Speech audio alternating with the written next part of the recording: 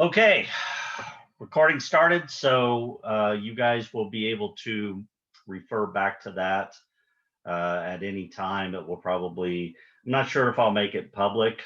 We might wait and see how the evening goes, but it may be public. If not, you'll have a private link to it on my YouTube channel. So you will be able to get to it, review, and go back and look at things. So stay muted, but feel free to shout out if you have a question. I've got a ton of stuff to cover tonight. My presentation is not as flushed out as I would like it to be. I normally do this as well. Let's start at the beginning. I mean, this started out as a BJCP study group back 15 years ago or so. When I did it, was a 12-week nightly program, or every 2 weeks. It was a very long endeavor. And I did that several years, and it just took a toll on me. It was too much. So I started doing my beer MBA classes. And my beer MBA classes, which I think, Eddie, I think you went through those years ago. Some others here have gone through some of my other classes, but my beer MBA classes, that's a 3-part evening class, 3 evenings, where I cover most all of the most important beer styles and all flavors, and talk about the history and ingredients, special things about it, how it's served, some culture behind it. And then, of course, we taste it, talk a little bit about the brewing of it, and we move on to the next style. We also cover all the major off flavors. So this was kind of creating a routine way here locally in Indianapolis for people to jump into one of my beer MBA programs. And that way we could at least cover the styles and off flavors, as well as some ingredients and processes, which was a big chunk of the BJCP program. And then the Cicerone program came along, and then I kind of modified the beer MBA program to be basically a Cicerone prep course, because I don't, I cover surface level styles and off flavors, and that's pretty much what you need to know for Cicerone, with some other things added on top of that, which I usually mention in the class. So the beer MBA program is still functioning in that way. Obviously, during the pandemic, I have not been able to do it like I wanted. I did get a live, in-person version done last fall, safely and distanced. And I may have another one coming up, I'm hoping in May, maybe June, where we can do that again at Black Acre Brewing. They've got a large facility, and we can kind of space out, and it's much better than the normal place that I do it. So that's still going on. So depending on where you guys are in your studies, as well as where you are in location, because we've got some local indie folks, we've got people from around Indiana, and then I think there's a few folks in here from just all over the place. So depending on where you are in your studies and where you are physically, jump in on one of those beer MBA classes. It's only $150, and you'll get to taste and talk about and hear me talk about all of the major styles and demonstrate all of the off flavors. So that's pretty good for that. There's still some things I don't cover for the Cicerone program, but I'll tell you what you need to study. And of course, tonight I'm going to tell you what you need to study. And then for the BJCP needs more on top of that surface level stuff that you would need to study for the Cicerone program. And most importantly, judging practice, understanding how to judge, how to properly evaluate beers, how to fill out the BJCP Score Sheet, and that whole process. And then once you do that, then getting practice with it. So that's where this seminar came to be, was after doing the beer MBA. Then I started doing like a additional 2, 3, 4 session class to get people ready for the BJCP exam, and that was that extra that was needed. But then there's so much video and so many things out there now that a lot of people can do some of this study on their own, and they can watch some videos and things. So then over the years, I dropped that portion of the course down to a 1-day intensive, all day, like 8-10 hour seminar. And that's pretty much what I've compacted tonight into 3 or 4 hours here. So obviously we're crunching some things together, but I think also we can be very efficient in this video format. I'm not walking around pouring out beers, and we're not doing, it's not the same. You're not going to get to sample as much, and we're not going to judge as many beers and things like that. But still, I'm cramming a lot of stuff into this evening that came out of that class. And I did the all-day seminar twice, and I didn't have presentation materials the last time I did it. I had a handout that was like 3 or 4 pages, and like I did for a lot of my classes, I would just talk about stuff and let people take notes. With the pandemic, I have been a presentation making fool over this past year, because my beer class at IUPUI has been offline. It's been online, out of the classroom. So it's hard to teach online without visuals. So back, just about a year ago, a little over a year ago, my in-person beer styles and sensory analysis course went online. So I started reworking all of my visuals, from handouts and lots of text into PowerPoints. And then on top of that, so I've been refining that. I finished up the spring session. I did a summer session. I did the fall session. I did the winter session. I'm in my spring session again. So I've had 5 versions of that class, and I've been refining all these things. Plus then I've been asked, as we've been in this pandemic world, I've been asked by numerous people to give talks and presentations on things. So I've had other presentations I put together for that. So then basically I wanted to do this in this format, and I had all those resources, and I really needed more time to kind of put it all together than what I had. But we've got an exam coming up. Sandy Cochran is doing an exam on April 10th. I talked to her today. She still has 2 seats open for that. So if anyone feels comfortable after doing this session tonight, dive in on it. Take the online exam, as we'll talk about here in just a minute, and sign up for the tasting exam, and just go for it. It's not near as expensive as the Cicerone program, but of course it is more technical, and we'll get into that in a minute. But if you feel like you're ready for it by April 10th, nothing like the present. Dive in and do it. You can study if you've already been home brewing and you know ingredients and all that stuff.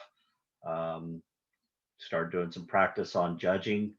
And as you can see from what we're going to talk about tonight, it is possible, if you got the right background, to dive in and take one of those seats and just get her done.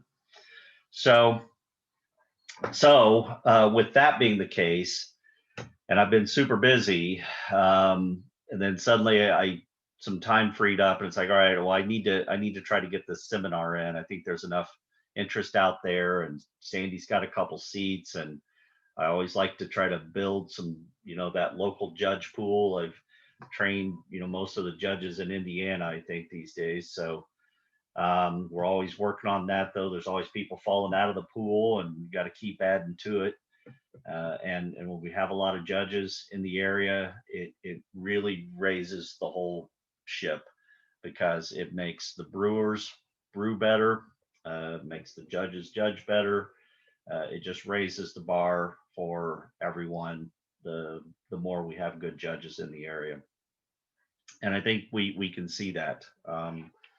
Whole other long story, but we've got a lot of big, high national master, grandmaster level judges around here. And boy, when the big awards come around, we do pretty good. So I don't think that's not a coincidence. So and it just, I think it just all comes from a point where long time ago we started building this judge base, and my homebrew club and some others just really started focusing on technical aspects, and then ultimately those people moved into professional brewing. And it's just sort of a great mentality that we've had here. Ohio has a wonderful mentality and judge pool and resources like that as well. And I think you can see the success that they have over there as well. So, so anyway, that's what pushed me to kind of do this tonight and get this done. So I started pulling from all those resources that I had and throwing them into this this presentation for tonight. And in the end, I spent probably 5 or 6 hours on it. I've got 110 slides, and then the judging portion. And in the end, it needs a lot of refinement. And there's stuff I'll probably throw out later, some things I'll add in later. I might make some updates as we go through it. So it's not quite as polished as a usual Ron presentation, but it's a lot. And I think everyone here will benefit from it tremendously. So with that said, that big long intro, let's dive into some of our first topics here. I'm going to share the screen. We'll take a break here in a little bit. I'll let you guys introduce yourselves if you want, and we can figure out where everybody's from and that sort of thing. But let's get into this, because I'm sure everybody's ready and raring to go.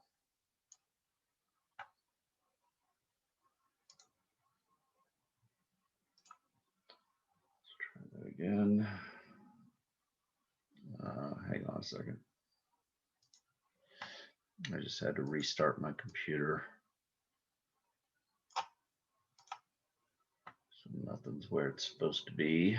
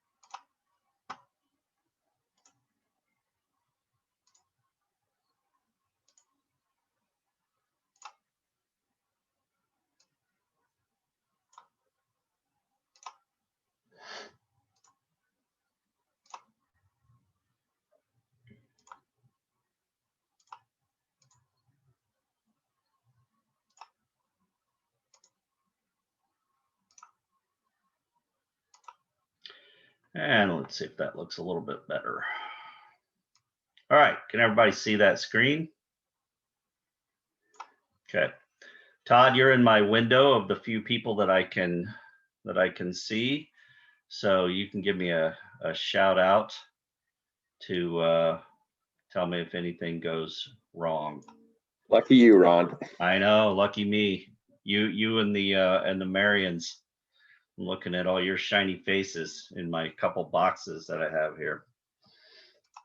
Okay, so I've kind of combined this into for these seminars that I used to do. This version, this online version tonight, I've combined Cicerone and BJCP into one thing, because while there are some people who clearly think they want to go after one or the other, oftentimes they don't know much about the other one that they're not going after. And they don't realize that perhaps they're interested in both, or they're interested in the other one and not the one they thought they were interested in, and that sort of thing. They are both very good certifications in beer and showing beer expertise and knowledge, but they are very different. So I think it's worth talking about both of them as we dive into this. A little bit, very briefly, about me and why you should care what I say is I've been down both of these paths. I've been home brewing and then working with craft brewers for a very, very long time, up to 30 plus years. I'm a master level BJCP judge. There's about 10,000 active judges now in the program. It's become a very large international program. I believe there's still only about 125 of us at the master and grandmaster level. So I'm one of those uber BJCP geeks. Certified Cicerone. I took the Cicerone exam. I was one of the first 3 in the state of Indiana, and I think I was in the first 100 nationally. So I was very early on the Cicerone program and jumped on that. Would love to take some of the higher level tests for the Cicerone, as we'll talk about in just a moment, but I don't really need them, and they're quite expensive, but maybe someday. But for now, I'm certified, so I've taken the main test.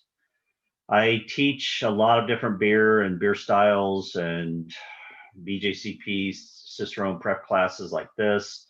I have this IUPUI class, beer styles, world beer styles, and craft beer styles, and sensory analysis that I teach each semester. I have a 7-day intensive course that I teach for people who want to work in the industry. I have got a couple of you folks on here tonight. Good to see you guys again. I've got, what else? I do consulting with several breweries, usually on, quality issues, stylistic issues, trying to dial in recipes, and just trying to perfect some things and tweak on beers, make them a little bit better. Work with water profiles a lot to do that, as well as ingredients to dial those things in. For about 12 years now, I've been doing European beer trips to Germany, Belgium, the Czech Republic. So I have a lot of firsthand experience with many of the great world beer styles. There's no better way to learn about great world beer styles than drinking them at the source. In many cases, you don't even know what they really taste like until you do that. On the home brewing side, I don't home brew as much as I used to, but I still brew 6 to 8 times a year, I guess. And I've won national awards and all kinds of stuff in that area. And then I'm also an international whiskey judge. I judge on the international whiskey competition panel, and I've been doing that for 7 years. And that'll be coming up again here in May. So I'm a big old beer and whiskey geek. Cicerone program. Let's talk about that one first. Then we'll get a little more technical as we get into the night. Cicerone program is more for beer experts on the hospitality side of the industry. BJCP program is a little bit more for people who want to judge. It's for brewers, home brewers and professional brewers that want to be able to evaluate their beer better. It's one of the biggest things I believe we miss in craft beer these days is people they don't even know how to evaluate their beer. There's a lot of styles and things these days where there is no style. The consumer just drinks, stuff that they like, and as long as they sell it, and they don't often even care if it tastes like beer. If they like it, they buy it, and if the brewer making that is happy with that situation, then why learn more? And kind of have to agree with that, right? But I think there may come a day when some of the novelty beer may go away. Who knows? Maybe it'll be around forever. Maybe we'll be drinking, Fruit Loop, milkshake, lactose beers forever. Maybe it's the next big trend. Maybe Budweiser will be making them soon, but maybe not. It seems like through the history of beer, things always come back around, regardless of the fad of the day. Things usually come back around to good drinking, well balanced, well made beers. And when we do circle back around to that, the brewers that are not focused on that may find themselves in some difficulties. So anyway, BJCP more for brewers, beer judges, technical people, and there's technical reasons for doing it. Cicerone program more for hospitality, restaurants, hotels, bars, sales. A lot of people go into beer sales on the Cicerone side, running tap rooms. All of that hospitality side is more of a Cicerone focus as opposed to the technical focus. Okay.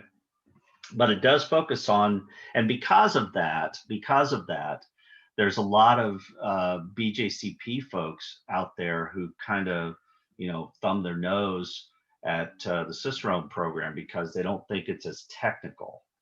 And it's not as technical as the BJCP, but it's still a very good certification program in its own right and for a completely different purpose.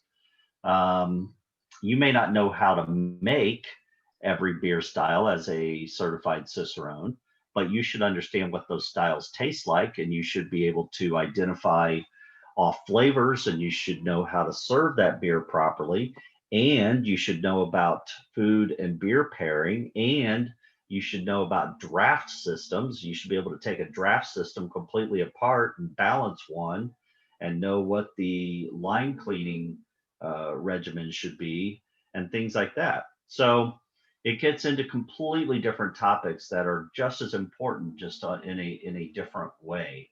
And it does have some aspects that are quite technical, like the draft systems. So it is a very worthy program to get a certification in. It just depends on which part of beer you want to be in or are in currently. This slide right here, I think I maybe kind of will cover this again in just a little bit in some different ways. I did not get a chance to go back through and check all my links, but this is easy enough. That's not what you need me for. Obviously, you can go to cicerone.org and you can plunder around on the website and you can find the study guide and you can find the resource links. All the information's there if you plunder around on either this site or the BJCP site. There's lots of resources to help you. So, like I said, you don't need me for that. You need me tonight to talk more about what we're going to get into a little bit later with the beer evaluation. Things you need to know for the Cicerone program: surface level understanding of all of the major beer styles. You don't need to know how to make it, but you need to know where that Saison came from and what it should taste like. And you should be able to pick one out of a lineup, and you should know a commercial example of one, right? You should know a little bit of the history on it. You might even need to know the glassware. BJCP, we certainly don't need to know the glassware and how to serve it, but you do need to know that for the Cicerone program. So surface level on the beer styles, be able to describe it, identify it, know a commercial example, a little bit about the culture and history, a little bit about the glassware and how the beer should be served. As far as technical aspects for the Cicerone program, you should know the basic beer parameters, ABV, specific gravity, original gravity and final gravity. I'll talk a little bit more about that. IBUs, SRM, the color. You should definitely know what those are. You don't have to memorize every little parameter, but as I will explain in a minute, you need to be able to tell the story of a beer. And if you can tell the story of a beer style, you can get real close to those parameters if you can tell the story. And I'll explain that a little bit more here in a bit. Off flavors, know the major ones and how to identify them and the basic cause. You don't have to know the technical cause. You don't necessarily have to know how to fix it. But you need to know the basic cause of light struck, oxidation, know that oxidation is trans 2 nonenol T2N, diacetyl, DMS, which is dimethyl sulfide, acetaldehyde, medicinal phenolics, acetic and lactic sourness, ethanol. Know how to identify all of those things, know when they're a problem and what caused them. Know beer storage, beer serving, beer glassware, beer and food pairing, the basics on ingredients, right? What is malt? What are hops?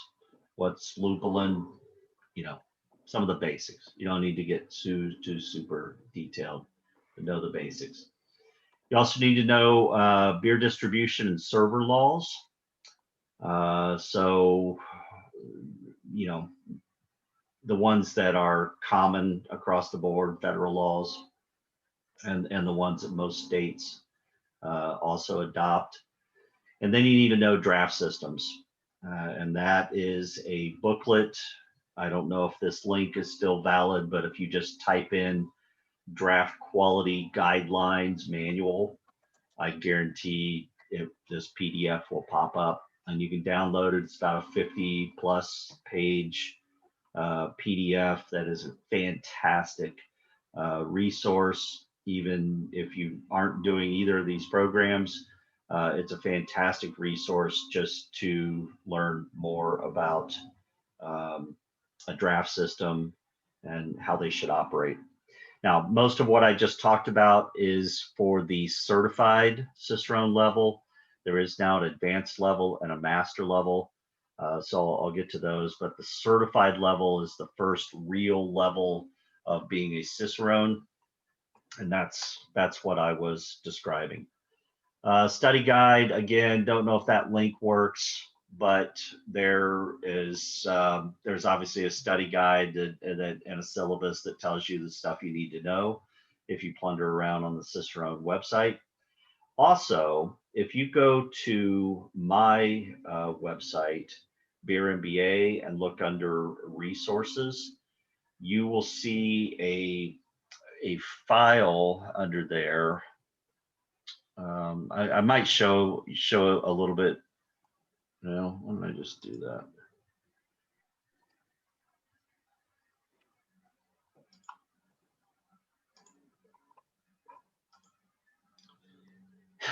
You can tell by the format I did this one a long time ago, right? It's not as wide. So yeah, copyright 2012, and that might be the second or third version of it. But anyway, this was done a while back.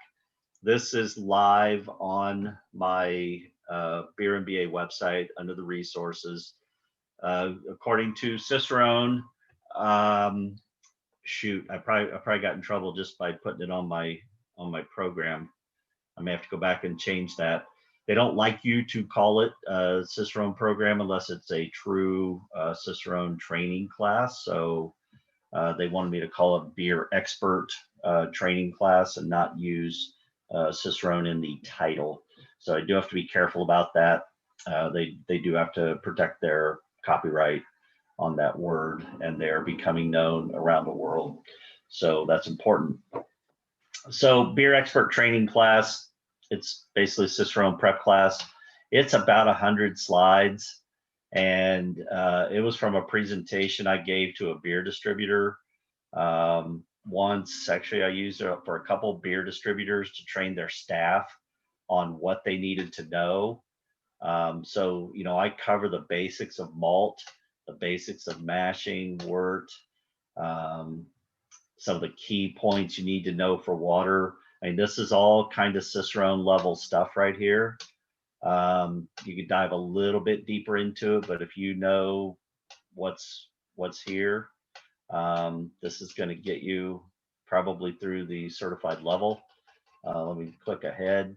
I do get to the beer styles even. I have most of the beer styles covered here. And again, you just need to know from a surface level on the beer styles. So light lagers, they use rice and corn adjuncts, 20 to 40%. Low flavors, light body, low to average ABV. A little bit of DMS is acceptable. Includes most of those green bottle imports. And that's a good start to be able to tell the story of light lagers. Munichelis and Dortmunder export. Again, right, I have some comparisons in here. So for Cicerone level, this is a pretty good like flashcard type presentation, and it's like I said, sort of 100 and some slides. So not you know, not a perfect place to go. You can certainly buy the Cicerone training kits on different beer styles, but it's another resource that you could use.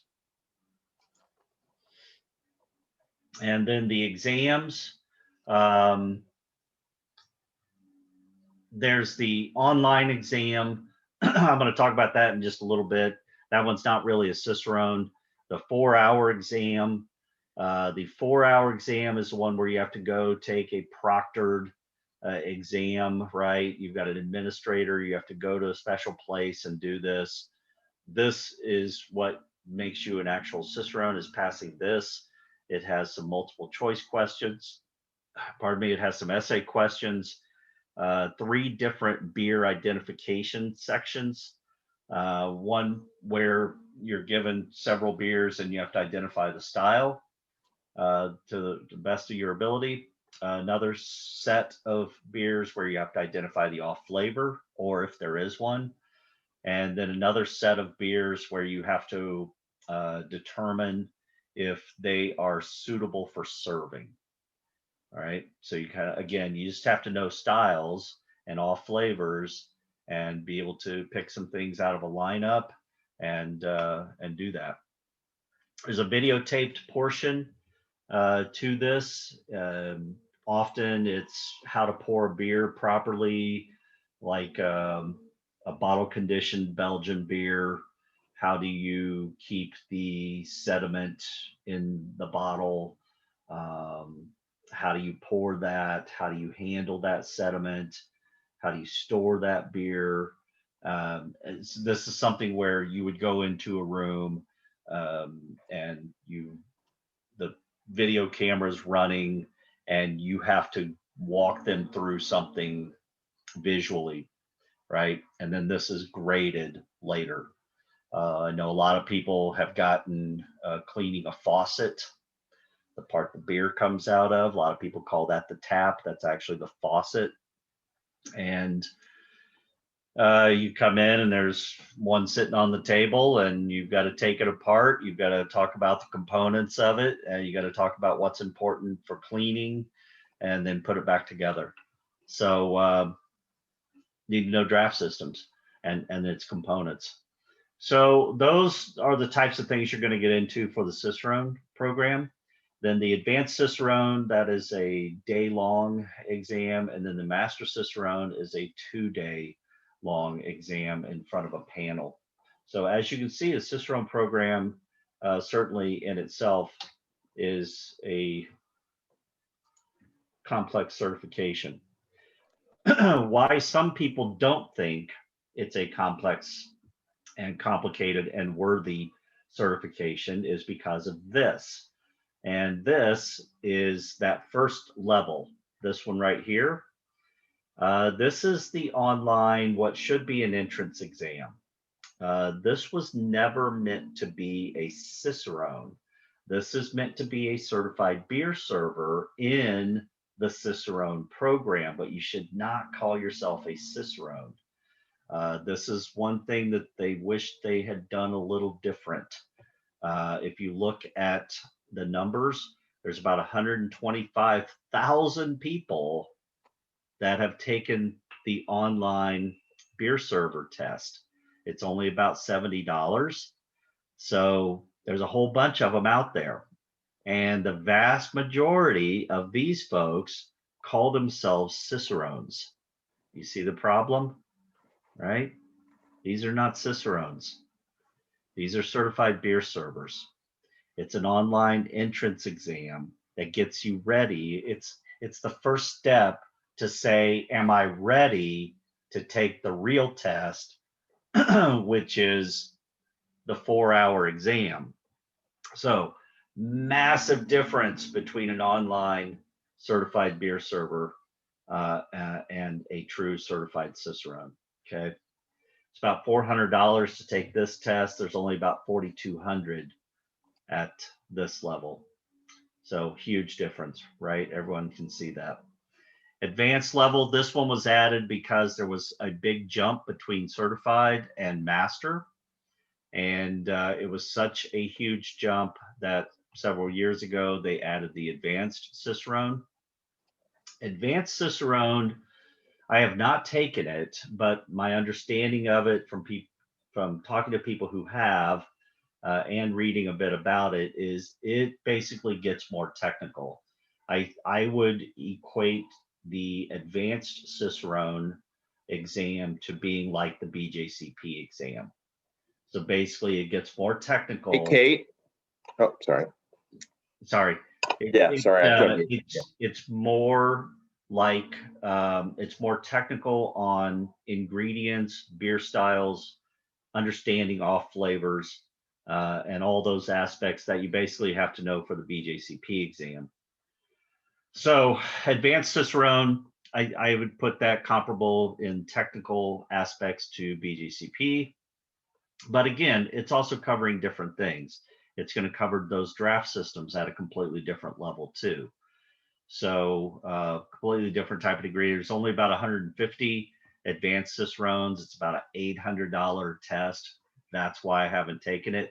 If any of you would like to sponsor me to take that, I'll jump right out there and do that.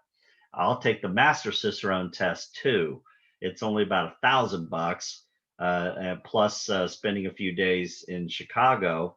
So a couple $1,000 by the time you're all done with it. And I'd be happy to take that if anyone wants to sponsor me on that guy. There's only about 20 Master Cicerones. And definitely up at these two levels, these are very, very knowledgeable beer folks. From a technical aspect, I would say the certified Cicerone is kind of like a recognized BJCP on the technical side. But Cicerones have to know all that other stuff that BJCP doesn't. So again, they're different.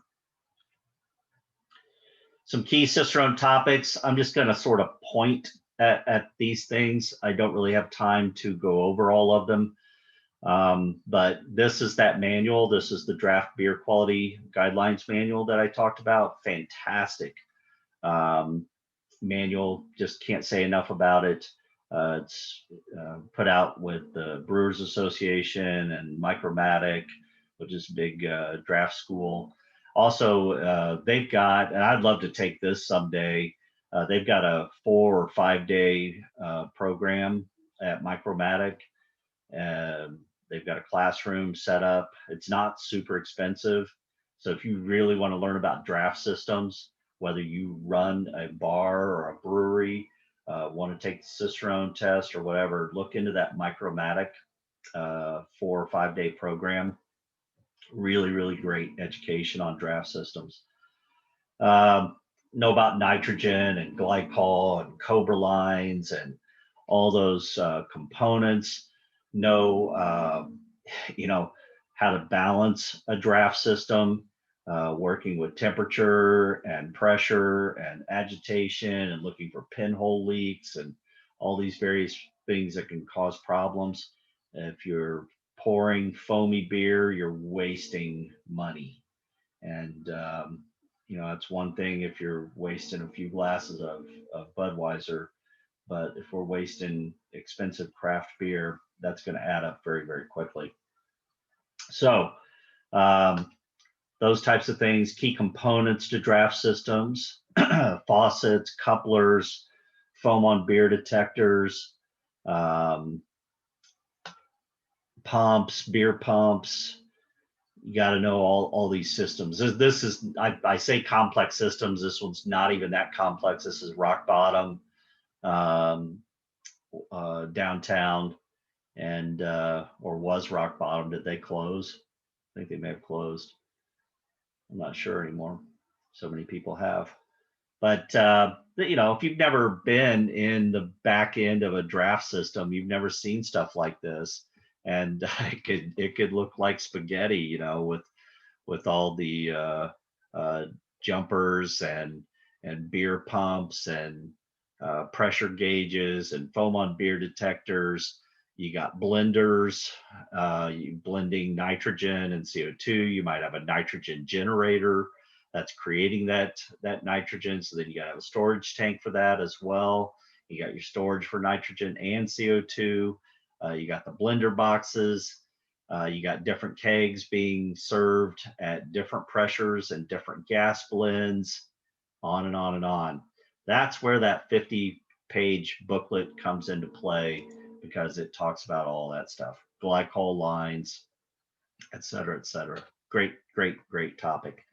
Here's a schematic of a Cobra line, and just typical setup with a cooler, nitrogen generator, and glycol power pack, keeping the lines cold all the way to the faucet.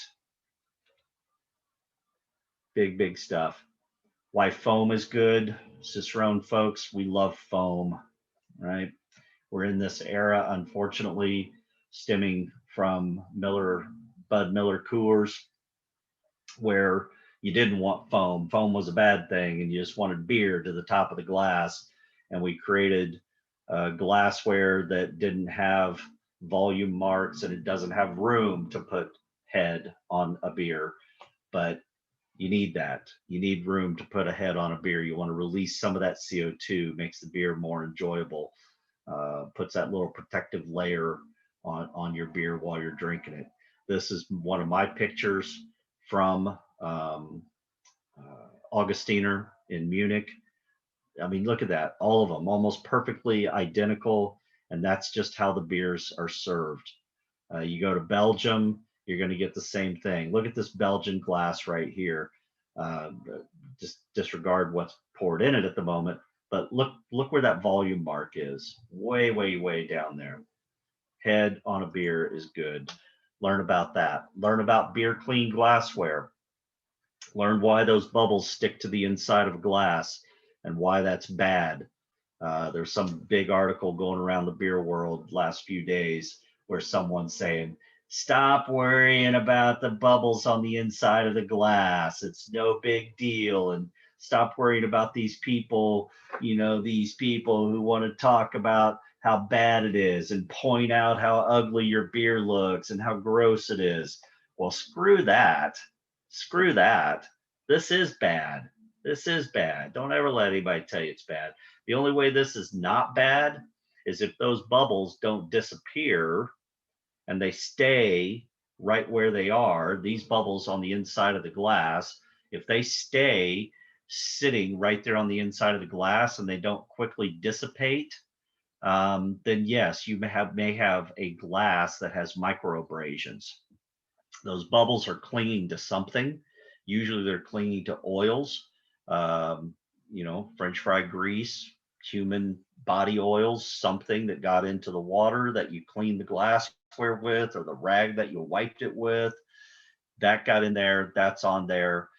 The CO2 hits it, creates a nucleation point, and now it's going to sit there, but it starts scrubbing away at whatever dirt is there, right? So within a couple of minutes, that beer glass is clean. It's scrubbed all those oils off. Those oils have now created an oil slick on top of your beer, and they've made the head completely dissipate. So they've destroyed your beer, right? And now you're drinking someone's dirt. So that's bad. But if the bubbles don't dissipate, and they just sit there, yes, that may be a time where it's okay, because it's just microabrasions, perhaps from a big industrial dishwasher or something like that. You can usually tell the difference. Okay. Understand beer clean glassware and how to properly clean a glassware and what these different types of glasses look like. Know what the salt test is.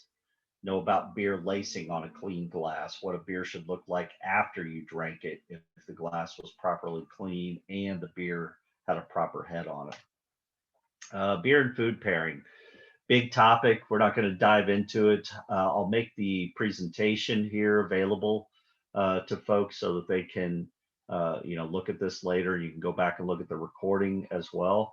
But you know about food and beer pairing. As I say here, food is beer, or beer is food. It's made out of grains that we eat in breads and all types of things. It's made out of green leafy plants that we eat. So unlike many other beverages, wine, for instance, made out of grapes, great product, but it's not everyday food like beer is. And then beer goes through a cooking process, and then you end up with all these descriptors for beer that are very, very much like descriptors for food. And that's why it's just such a natural pairing. So I've got some information in this presentation. There's tons of files out there. There's tons of places you can learn about beer pairings and why certain things work. Just know that with beer, most of the time we are looking for harmony. So except with bitterness, maybe sourness, in those cases we're looking for contrast, but most of the time we're looking for some sort of harmony. We're wanting to pair up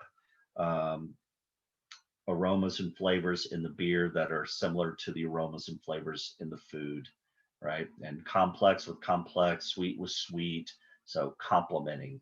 Remember that part, and that will take you pretty far. You get into the bitter stuff, and then you work with contrast. Like a really bitter beer actually works with something very sweet. So some things to remember. If you're doing this just for yourself, the perfect pairing is when the food tastes better because of the beer, and the beer tastes better because of the food. That's when you're having fun with it on your own. When you're writing about beer and food pairing for a Cicerone exam, it's more about what you've learned out there, and it's more about what Randy Mosier and Garrett Oliver and folks who have written books on this topic have to say about it. So two ways of looking at that. Here's some basics. Here's some basics. Here's some basics on chocolate. Make sure that beer is sweeter than the chocolate. Make the chocolate bitter. You can't just stick any dark beer with any chocolate. People do it all the time. It doesn't work. But if the beer is sweeter than the chocolate, typically works. Few resources on that. A few more resources here. Okay. All right. Any questions on the Cicerone program specifically? Is everybody still awake out there? Fantastic. The Marians are happy. I like to see that. Not sure about you, Tommy. You guys okay? You look like you're going to sleep on me. It's just you're so kicked back. All right. It's all good. It's all good. Brian, he won't even show me his face. He's on one of my little boxes. He's not even going to turn his video on. So, okay, let's move on. There he is. Good to see you, Brian. Brian's been on all my beer trips. We've traveled all around Europe together. Good to see you, my friend. Good to see you, Ron. All right, BJCP program. As I've already introduced it, it's much more technical in nature. I always tell people for the Cicerone program, you need to know what those beer styles are, how to basically describe it, pick one out of a lineup, know what a commercial example is, be able to tell a little bit about it, you know. For the BJCP, you need to know how to make every beer style. You need to know how to basically describe a recipe for a 5-gallon batch. You actually have these questions on the written component. In the first component, the tasting exam, obviously it doesn't get into this level, but it's still helpful to know in order to judge beer and truly evaluate beer at this level, at the BJCP level. It's hard to do it if you don't know how it's made, because if you don't have that inside knowledge of malts and hops and yeast and using different things and years of experience with it, it becomes very difficult. And it's not to say non-brewers can't pass the test, because they can, and I've seen it happen, multiple times. But it's much easier, certainly, if you know how to brew. Okay. Oh, and when you get to the written side, you really have to know how to brew. But that is a little more of an advanced ranking in the program. So, deep level understanding of beer styles. You need to be able to dive deeper into the description and talk specifically. You need to describe the aroma of an ESB, right? Not just tell me it's a caramely English hop,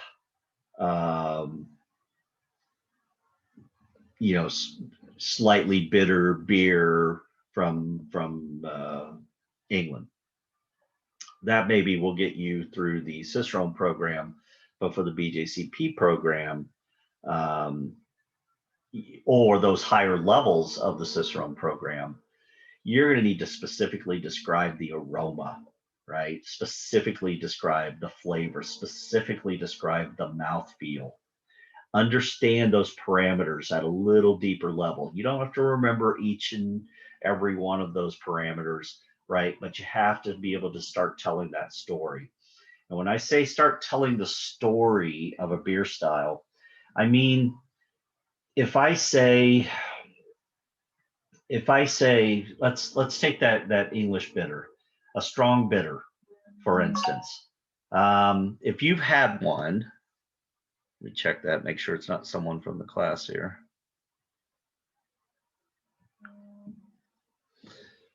If you've had enough strong bitters, then without knowing the parameters, what can you tell me about an ESB, right?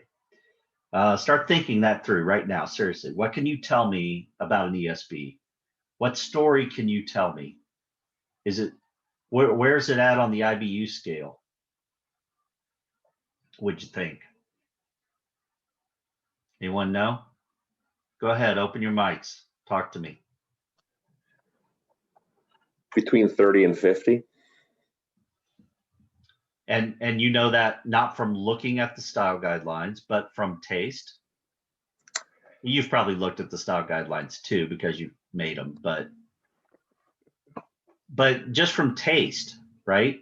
Is it an IPA level of bitterness? Is it 60, 70? Well, no. No, it's lower. Of course, it's lower. What's it made out of? Well, it's got, English crystal malts in it, English pale. So it's got a little caramel note to it. What kind of hops are in it? Basic English hops, so herbal, floral, right? What's the ABV on it? Is it 8%? Is it 2%? No, it's about 5, about average. I can tell the story of that beer without knowing any of the actual specific parameters. I can guess on a beer like that and get pretty close, right? All you have to do is just take yourself back to the time when you drank one and you imprinted it into your brain, right? So you need to be able to do that. You need to be able to tell that story. And if you can tell that story for every beer style, you're going to be able to roughly tell me those parameters as well. So you don't have to remember every exact parameter, but you're going to get close if you can tell the beer story. So that's just kind of one of my ways of teaching it, is be able to tell me the story of every beer style. Off flavors, you need to know a little bit more about them beyond just identifying them and what roughly causes them. You also need to know how to get rid of them, right? How to avoid them and be able to tell another brewer what to do to get rid of diacetyl, let's say. For the Cicerone, certified Cicerone, again, when I'm talking about Cicerone, I'm talking about certified Cicerone level, not the advanced levels. The advanced levels, you're going to need to know the same stuff you need technically for BJCP. But for certified Cicerone, if you talk about diacetyl, it's a fermentation byproduct. It has a buttery, butterscotch-like flavor, aroma, and how it's got a slickness, and that's one way to identify it, slickness on the tongue, right? But you don't need to tell someone how to fix it. For BJCP, you need to take it that next step and be able to say, well, here's how you get rid of that, right? And how do you get rid of that? Well, you either have to ferment longer, let the beer finish, or we have to do a diacetyl rest, especially if it's a lager or a high ABV beer. Then we may want to, make sure that we rouse that yeast and, increase the temperature and get that yeast to come back to life and reabsorb that, because diacetyl is produced naturally during fermentation. And if the yeast is healthy, then it's going to reabsorb that. If we give it the right time, the right environment, it's going to reabsorb that diacetyl and, get rid of it. And that then for BJCP, that's a great level of understanding to get you through, the lower ranks of the program. But to get to the higher ranks of the program, go even deeper. Well, what about alpha acetolactate? What about that precursor to diacetyl, right? What about that? How is that produced? And how does that oxidize and turn into diacetyl? And how do I test for an alpha acetolactate problem that may turn into diacetyl, right? So, but you don't have to know all that in the beginning. In the beginning, you're just going to take an entrance exam, and then you're going to take the tasting exam. That gets you into the program. So, but you will have to build on those more complex topics to move to higher levels in the BJCP. Processes, know everything at a deeper level. Again, this is mostly for the higher ranks. You can get through the entrance exam without knowing all of this, but how to brew, the website, John Palmer's website and book, How to Brew, great resource, and is at a wonderful level of understanding for basic BJCP, not necessarily advanced levels, but for basic testing, it's a good level. Know about water, malts, adjuncts, sugars, hops, yeast, water treatment, milling, mashing, single, multi-step, acid rest, protein rest, sac rest, decoction, cereal mashes, vorlaughing, lautering, sparging, boiling, hop break, hopping for bittering, flavor, and aroma, kettle additives like yeast nutrients and finings, whirlpooling, chilling, inline additions for O2 and yeast, fermentation phases, lag or adaptation phase, primary, secondary phases, temperature control, diacetyl rest, cold crashing, lagering, spunding, filtration, forced carbonation, bottling, bottle conditioning, and serving. That's all.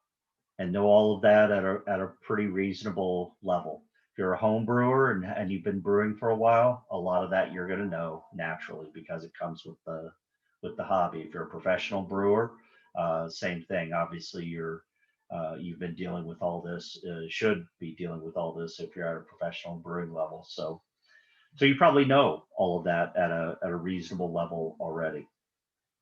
Equipment, just need to know the basics on the equipment. There's too much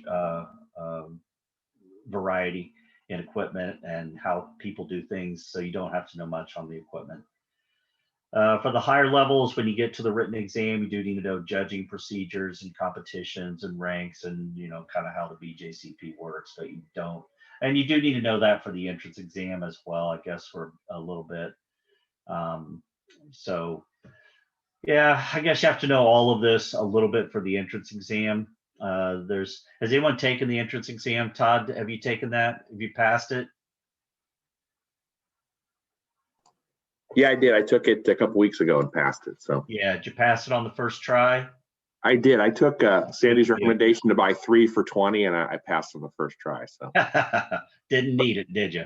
No, but you only need to score 60% to pass. So it's not like I could have got like a D+, and I don't really know. It didn't tell me. Yeah, I'll talk about that just a little bit here in a moment, but it's really just to make sure that you're ready. You used to get so many people diving in and taking the tasting exam, and they weren't really ready. And a simple online test would have told them that they weren't ready. So that's what it's really for. It's an honor system test, and it's like that first step of Cicerone, right? It's just to get you into the program and see if you're ready to take the real test. I do have some videos again on my on my website, Beer MBA.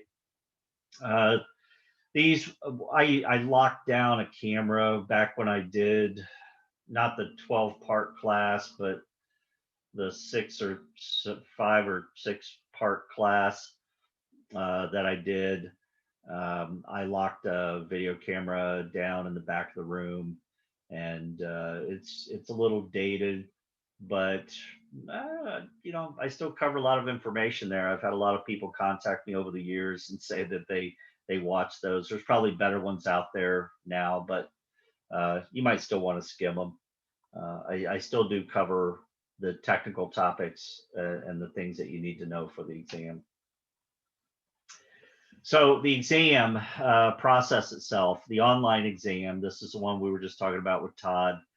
You have to take this. This is what gets you your ticket to take the tasting exam. So the online exam is 200 questions. You've got 60 minutes to do it. You do need to be prepared. You have to have studied, or you have to be a home brewer or a pro brewer, so you know all those technical aspects, at least at a base level, right? You can have all your reference materials out there in front of you, and I recommend people set up a little, U-shaped island around them and have their style guidelines, their technical things, practice with those, know where everything is. You're not going to have time to look up a technical answer, right? You're not going to have time to do that. But if it's right there on the tip of your tongue and you know exactly where it is in your notes, then you have time to do that, right? If you divide it out, I can't remember, I've done the math before. 200 questions in 60 minutes. I think you got like 10 or 15 seconds, 13 seconds. Someone do the math. They Hey, get Ron, I know 13 the test. seconds per question. Yeah, Todd. I know the test I took is only 180 questions now. I think it's maybe changed a little bit. So Yeah, it could be. It could be. It was 20 seconds a question, basically. And there you go. There's another thing that Sandy recommends called Barley Pop Maker. It's a YouTube video, and there's one where he talks about the entrance exam, and really time management's huge. Time management. Yeah, it is. That's the other thing I was going to get to is have your materials laid out so you can pop to something real quick if you know exactly where it is. Other than that, you're going to have more questions than you need to answer. You don't have to answer them all. Some of them are written kind of poorly, or they're kind of confusing, and you could spend 2 minutes just trying to figure out what it's asking and trying to answer it. Screw that. Skip it. Move on. Just blow past it. Move to the next one. You've only got to get a 60 on the test, right? You don't have to answer every question right. So don't get hung up on the time management, just like what Todd was saying. Don't get hung up there. Keep it moving. Answer the ones you know, and just blow through it like that. If there's something you can refer to with your notes real quick, absolutely do that, but don't get hung up and start spending 45, 60, 90 seconds on one question, or you're going to blow your time management. You're not going to finish on time. You're not going to make the grade. So that's pretty much what I'm saying here. It's not that bad. You can buy, just as Todd mentioned, you can buy 3 exams. Also, there's a sample test on the BJCP website. You can take the sample exam, which gives you an idea of what it's going to be like, right? So before you've plunked down your money, you can take the sample test. That'll give you a little bit of an idea. Then prepare for it, buy the 3 for 20 deal or whatever, and just jump into it. If you pass it, fantastic.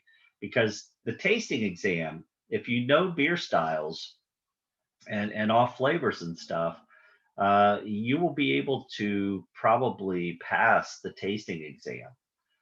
The written exam, that's a whole different thing, but the tasting exam, you should be okay on. So get past that online test, get your ticket to take the tasting exam. The tasting exam is 6 beers in 90 minutes. That will only take you as high as the certified level, but that's fine for a lot of people, and it gets you in the program. You can become recognized or certified from the tasting exam alone. To get to the higher levels, then you have to take the written test, and that's 10 essay questions in 90 minutes. And they're, these famous, wonderful questions like, name 3 beer styles that use wheat as a primary ingredient. Provide the aroma, appearance, flavor, or mouthfeel description for each one of those 3 styles you've chosen.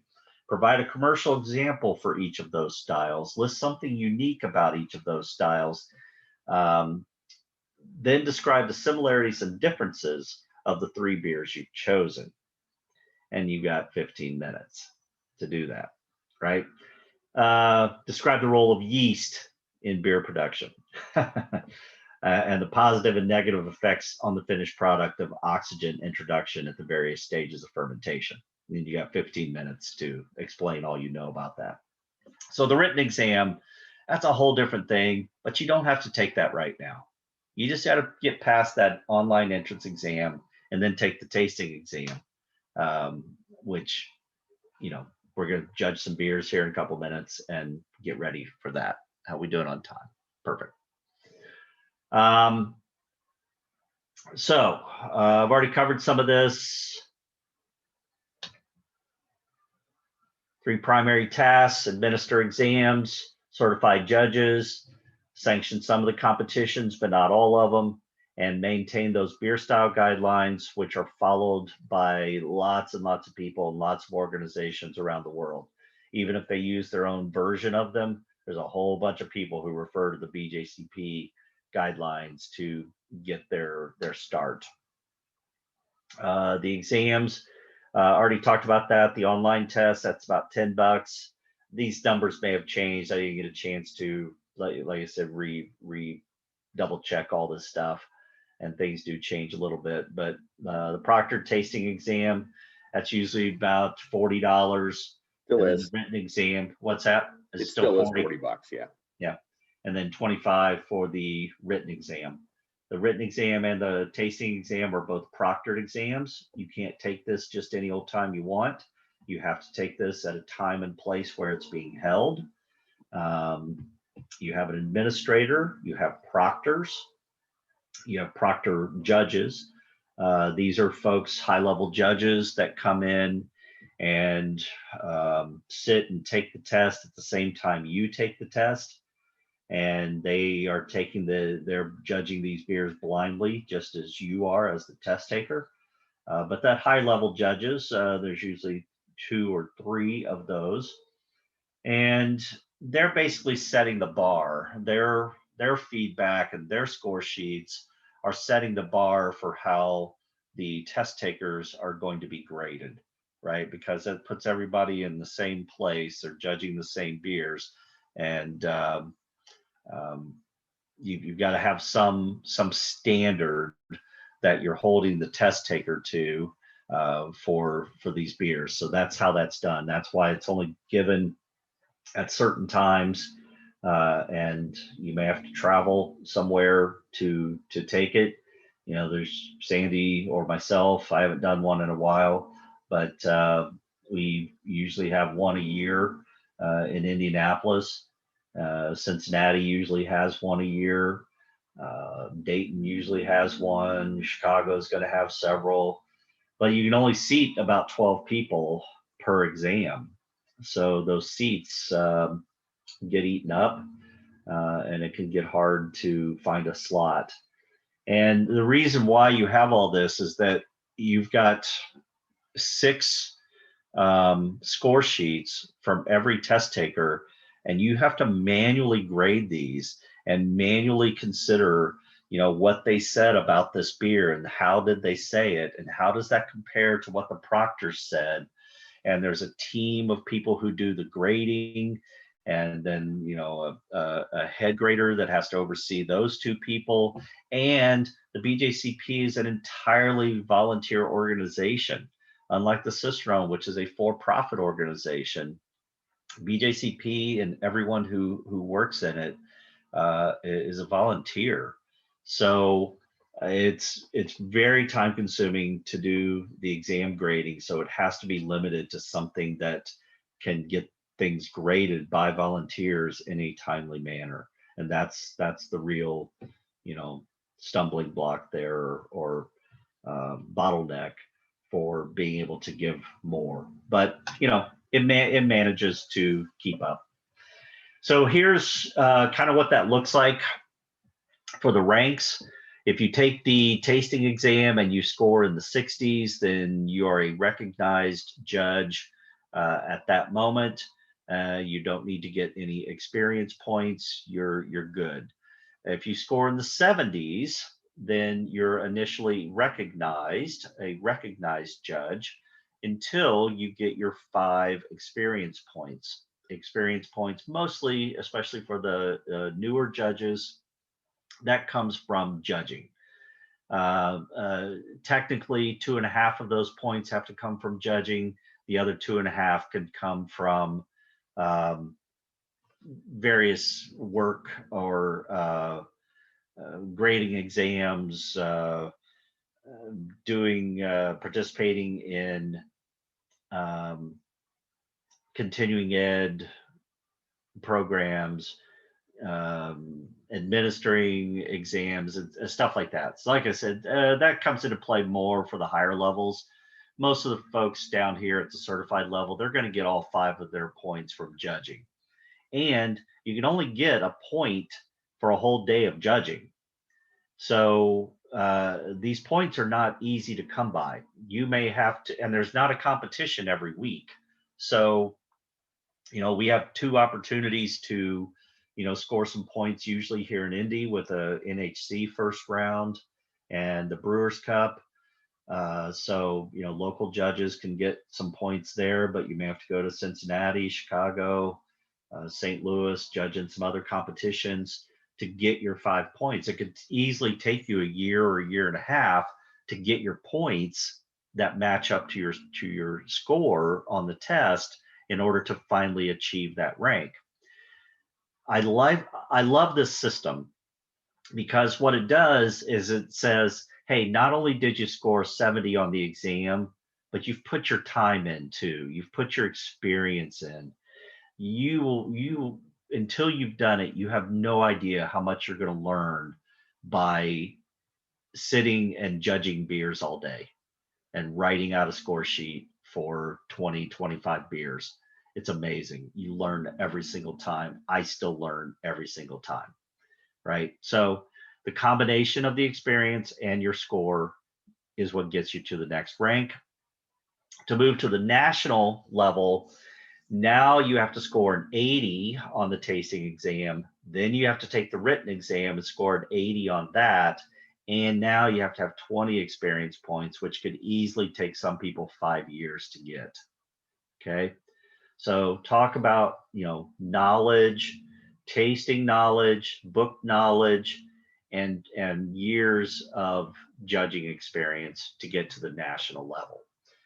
Master level, a 90 on the tasting, a 90 on the written, 40 experience points. That's why there's not that many up here. Grandmasters, same score on the tests, 90 and 90. More experience points, and more than anything, and it's not really reflected here, is there's grandmaster points. Grandmasters like Sandy and Agatha, they are folks who were master levels like myself, who then gave a tremendous amount of effort to the organization. So basically, grandmasters are master level judges who chaired committees, who graded a ton of exams, who basically do a lot for the organization. I would love to do more for the organization myself. I'm about halfway to Grandmaster, but I prefer to spend my time teaching as opposed to, some of those other roles. So I get no points for doing things like I'm doing here, but this is how I spend most of my time. I spend a tremendous amount of time teaching Hey, Ron. About beer. Yes. Hey, do you have to, just looking at that, do you have to keep doing tasting exams each time you step up a level?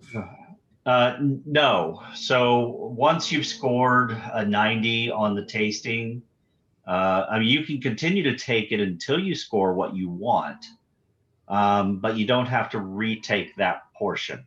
Okay. They're two separate portions, and once you've attained an 80 on the tasting and you're happy at that level, you're good to go, right? Once you've achieved an 80 on the written test, then just put in your time and get your points on the judging side, and you'll achieve national, and that's a very high rank, for instance. So no, you don't. You only retake it until you reach that level. You do have to stay active in the program. So you do have to get some points every couple of years to be considered an active judge. So, and I'm not sure what happens actually when you go inactive, if you have to retake a test or something. But they to be considered an active judge, you have to be doing something at least every 2 years and adding points to your record. If you're not doing that, you're falling behind. Judging is one of those things you have to be doing it on a regular basis, or you lose your ability to do it as well. It's practice, practice, practice. Okay. So that's about the ranks. Talked about that.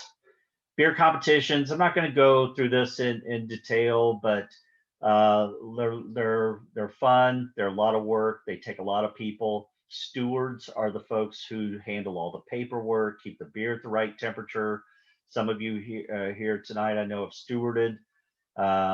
It's a great way to learn, tremendous way to learn, because you get to sit and listen in on the judge conversations. Usually they will allow you to sample the beers in the back of the room for all the stewards. You know, there's the beers that were the excellent ones that you get to taste, and there's the beers with the clear off flavors that you get to taste. So it's an incredible educational experience, as well as a lot of fun to be a steward. And that's how a lot of people start out. Do some stewarding, and that will head you in the right direction. Usually there's judging's done in pairs of 2 or 3 people, and usually 2, it seems like these days, 3 if possible though. And you'll judge different flight of beers. You'll judge a morning flight, an afternoon flight. Those flights are usually 8 to 12 beers. So let's average that at about 10. You want to do about 10 minutes per beer. You have to stay on schedule, or it throws everything off. It throws the lunch off, the awards dinner afterwards. Everything has to stay on pace, and that's the head judge's job, is to help keep the table on pace. If it's a small category, a small competition, then you would judge the 10 stouts, and out of those 10 stouts, you would award first, second, and third. You're done. All's good. If it's a big category and a big competition, though, and you've got 80 stouts that you're going to award a first, second, and third, you have to break that out into different flights. So you've got different tables working on those 80 stouts. You may have 8 different tables working on that. So each table goes through the full score sheet, and out of that, they determine that, my table is going to push this one and this one. This table is going to push 1 beer. This table says all of theirs suck. They're not pushing anything. They should never say suck, but you get the point. They're not good beers. So in the end, maybe 10, 12 beers get pushed to what we call a mini best of show. And a mini best of show, that's where the stewards are going to bring you the second bottle. Most competitions are 3-bottle comps. You're going to get the second bottle, so it's going to be nice and fresh, and you're just going to pour those out. You've already done the score sheet part. You're just going to pour those out, and the highest level judges that were working on stouts are just going to do a quick analysis of these beers and pick first, second, and third out of the mini best of show. Once you've got a first, second, and third in every category, then at the end of every competition, then you're going to do best of show. And best of show is where you have all of the gold medal winning beers from each category. This is the most fun in the history of the world, to judge 25 gold medal winning beers and choose the best out of those, the one that exemplifies the style better than the rest, right? This is where things get tricky and lots of debating and stuff like that. You see, this is myself in this picture right here. This is me. That's Agatha. There's Sandy. That's Leah from Apocalypse down in Louisville. And this is a beautiful best of show table. So you can kind of see what happens on that best of show table, right? Only the highest level judges get to do the best of shows, the highest level judges at the competition. So how do you get to do one of those someday? Well, you have to start at the beginning, and you have to start at the beginning with that online entrance exam, and then take the tasting exam and pay your dues, and go up the ranks and get better and better and better through practice and practice and practice. So how do we start with that? Well, we start by judging. And that's when the beer score sheet that you're looking at here comes into play. Hopefully everyone has printed those off and everyone has their beers. We're going to spend about 7 minutes filling out this score sheet. That gives you about 3 minutes to talk about it. That keeps you at your roughly 10-minute time window per beer. This is done without any communication.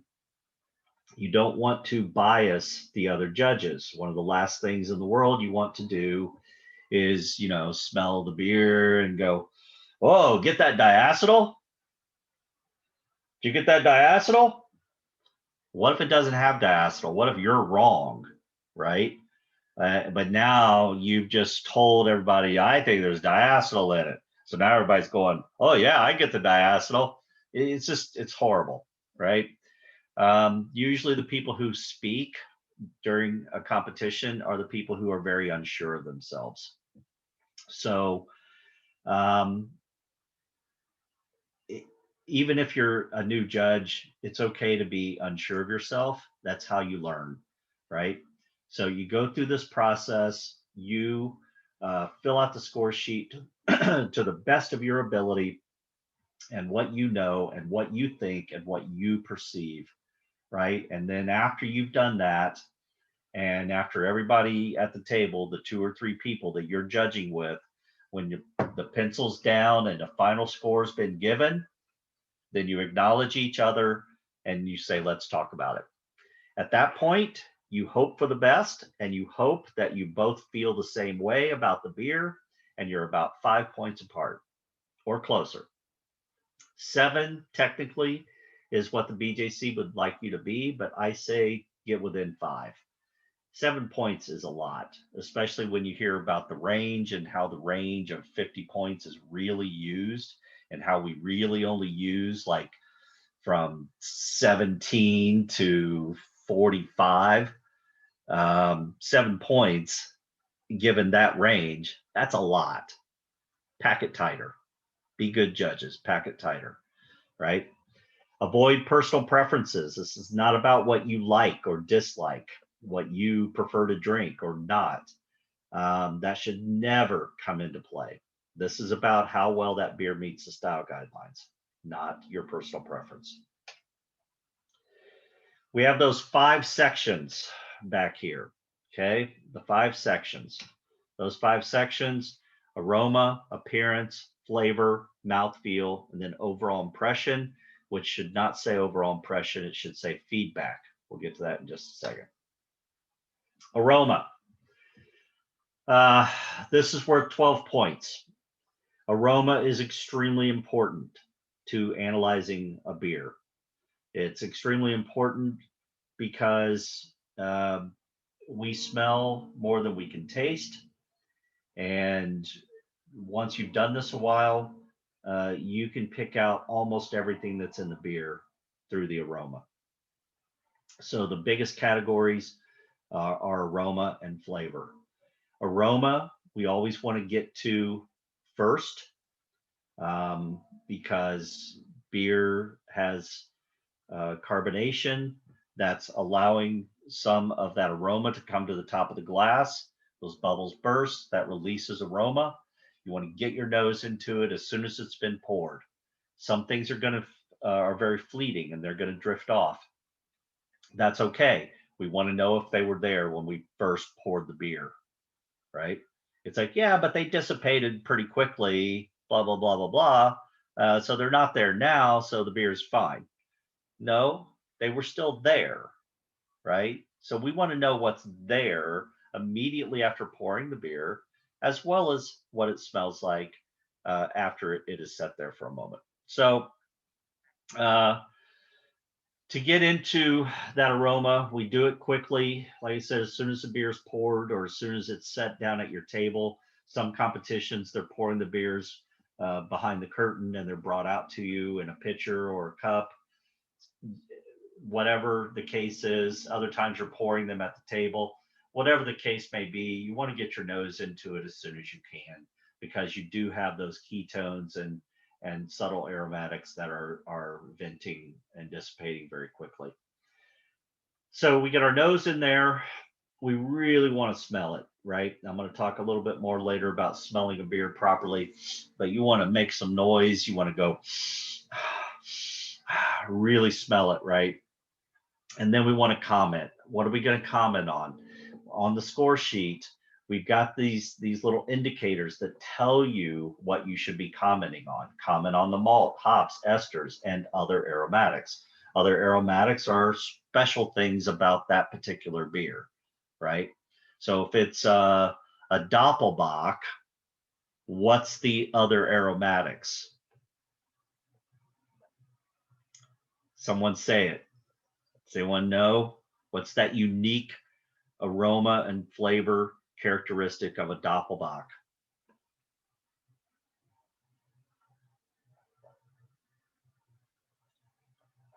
That's right, melanoidin, right? Melanoidins. I knew you all knew it. I know.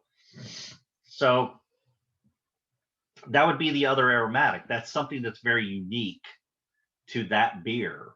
So that is something we want to talk about. What's unique about a Flanders red?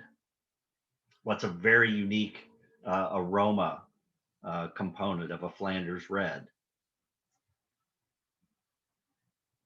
Acetic sourness, right? That little vinegar note.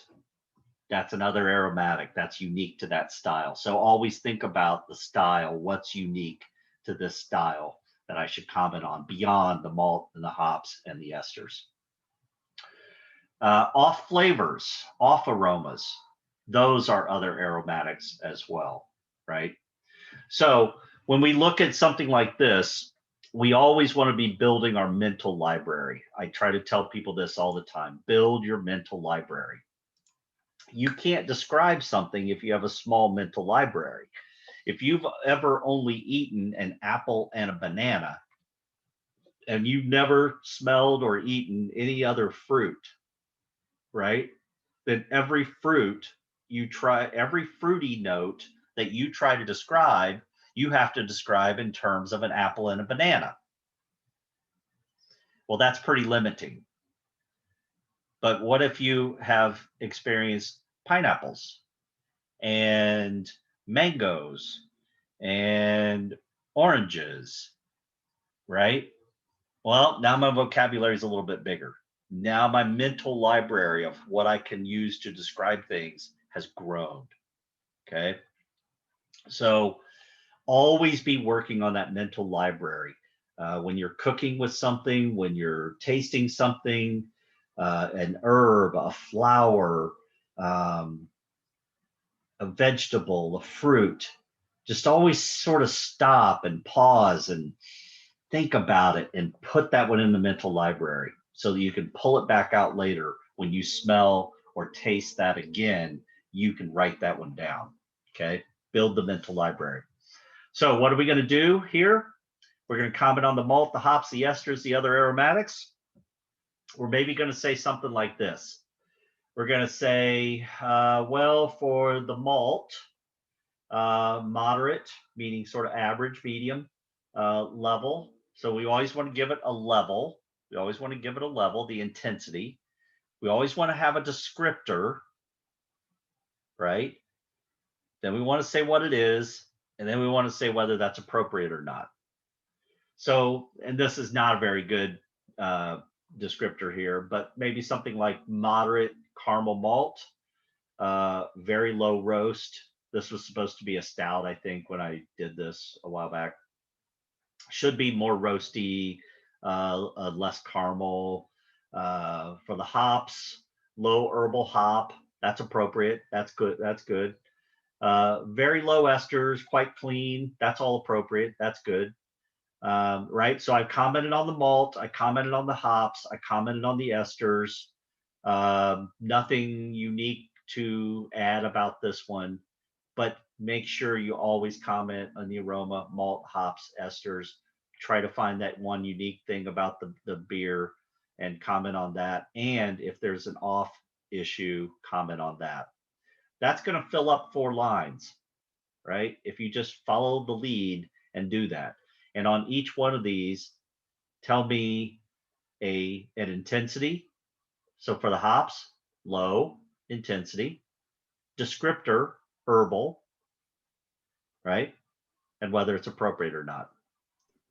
So level, descriptor, what it is, whether it's appropriate or not. Maybe throw in another note like this. I expect the style to be a little more roasty, a little less caramely, something like that. Fill up the score sheet. And when you take the exam, you really want to fill up the score sheet, right?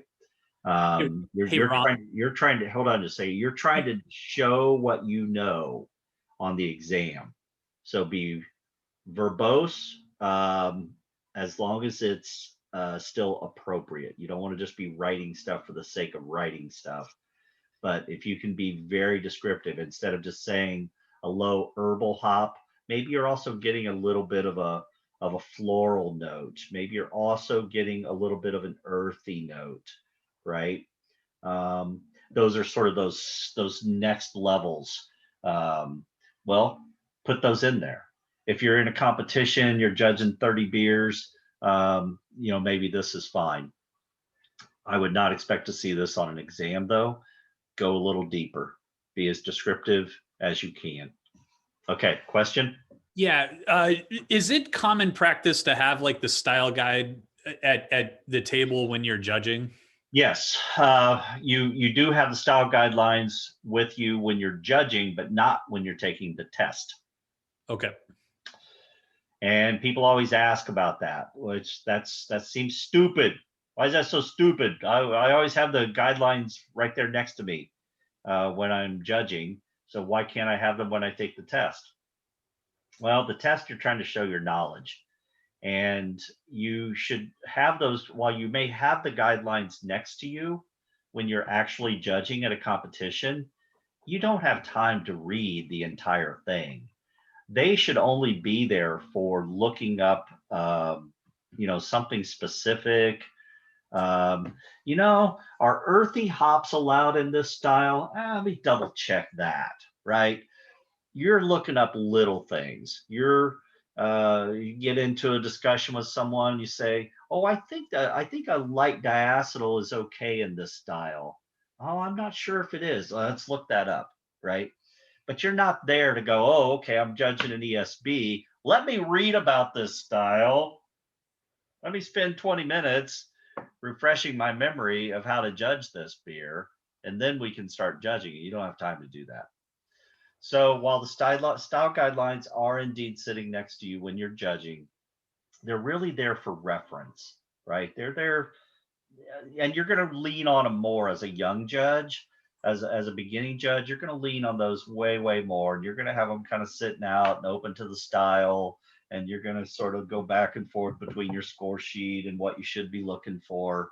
But for the test, you don't have that luxury. You do have to do the test from memory, and that's why you have to know all the styles. Okay, I got to keep moving on here, but score. The score on the Aroma, somewhere between 0 and 12, right? How do you know where to go? Well, you hardly ever go all the way to the top, and you hardly ever go all the way to the bottom. This is something you learn over time, but I figure on Aroma, 6 to 7 is sort of meh, right? It hits the marks. It's not great. Doesn't have something intangible to it. Maybe some minor issues, but it's pretty meh. It's just sort of right there in the middle. It's average. If it starts getting a little better than that, it's like, oh, wow, that's really hitting the marks nicely. Then I'm going to start moving up from 6 or 7. So, here had some minor issues, about an 8. If it was really nailing things, I'm going to go up as high as 10.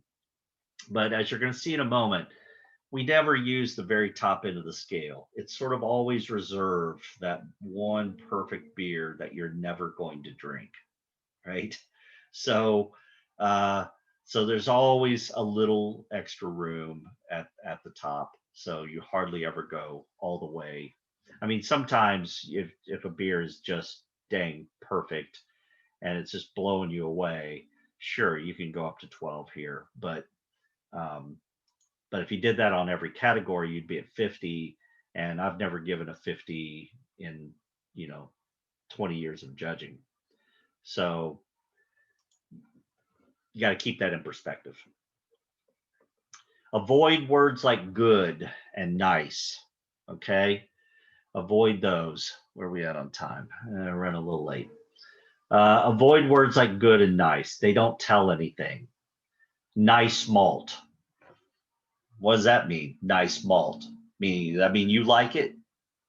Or does it mean it's appropriate? If it's appropriate, say it's appropriate. Did you mean nice because it was an ESB and you expected caramel malt and you got caramel malt, so you say nice malt? We don't know what that means. Nobody knows what that means. Okay, so eradicate those from your judging guidelines. Never say good or nice unless you can help it. I mean, sometimes in the feedback area, you can throw a good or a nice in, but typically not in these areas. Moving along, appearance. Very shortly after we smell the beer, we are going to want to taste or look at the beer, pardon me, look at the beer. We still want to look at the beer while it's still got a head on it, right? We don't want that to dissipate. We wanted to get our nose in there, and we got to fill out that aroma section. But sort of as we've done that, we've also sort of been looking at it all along. So when we get to this actual section, now we're going to look at it a little bit more seriously. We're going to comment here on clarity, color, head retention, head texture, only 3 points. But those are very important 3 points. Metals are won and lost by 1 point these days. So these are critical points. Dark brown color, light tan head, appropriate. Low head and low head retention. I expect more for this style of beer. Clear with ruby highlights under a light, like under a flashlight. This was a stout. Okay. In this case, if the beer looked perfect, I'd give it a 3. So in this area, you can go to the top, no problem. It's only 3 points. But if it's got problems, like for this one, it's a stout and it's got a very low head and the retention, meaning it drops too quickly, that's pretty bad for this style of beer. So it only got a 1 in this case. Next, flavor. Flavor we're going to handle just like we did with aroma, just like we did. We're going to comment on hops. We're going to comment on malt. We're going to comment on fermentation characteristics, i.e. esters or cleanliness. But now we're also going to comment on the balance, the finish, the aftertaste, those other unique characteristics of the beer, melanoidins, for instance, if it's a Doppelbock. Okay, we've got 20 points to work with here. We're going to do the same thing. If it's just sort of meh, sort of okay, sort of right there in the middle, it's all right, then we're up around 10 or 11. From 10 or 11, we're going to go up or down based on issues or really hitting the marks. Pardon me. There we go. Caramel malt, a bit too dominant.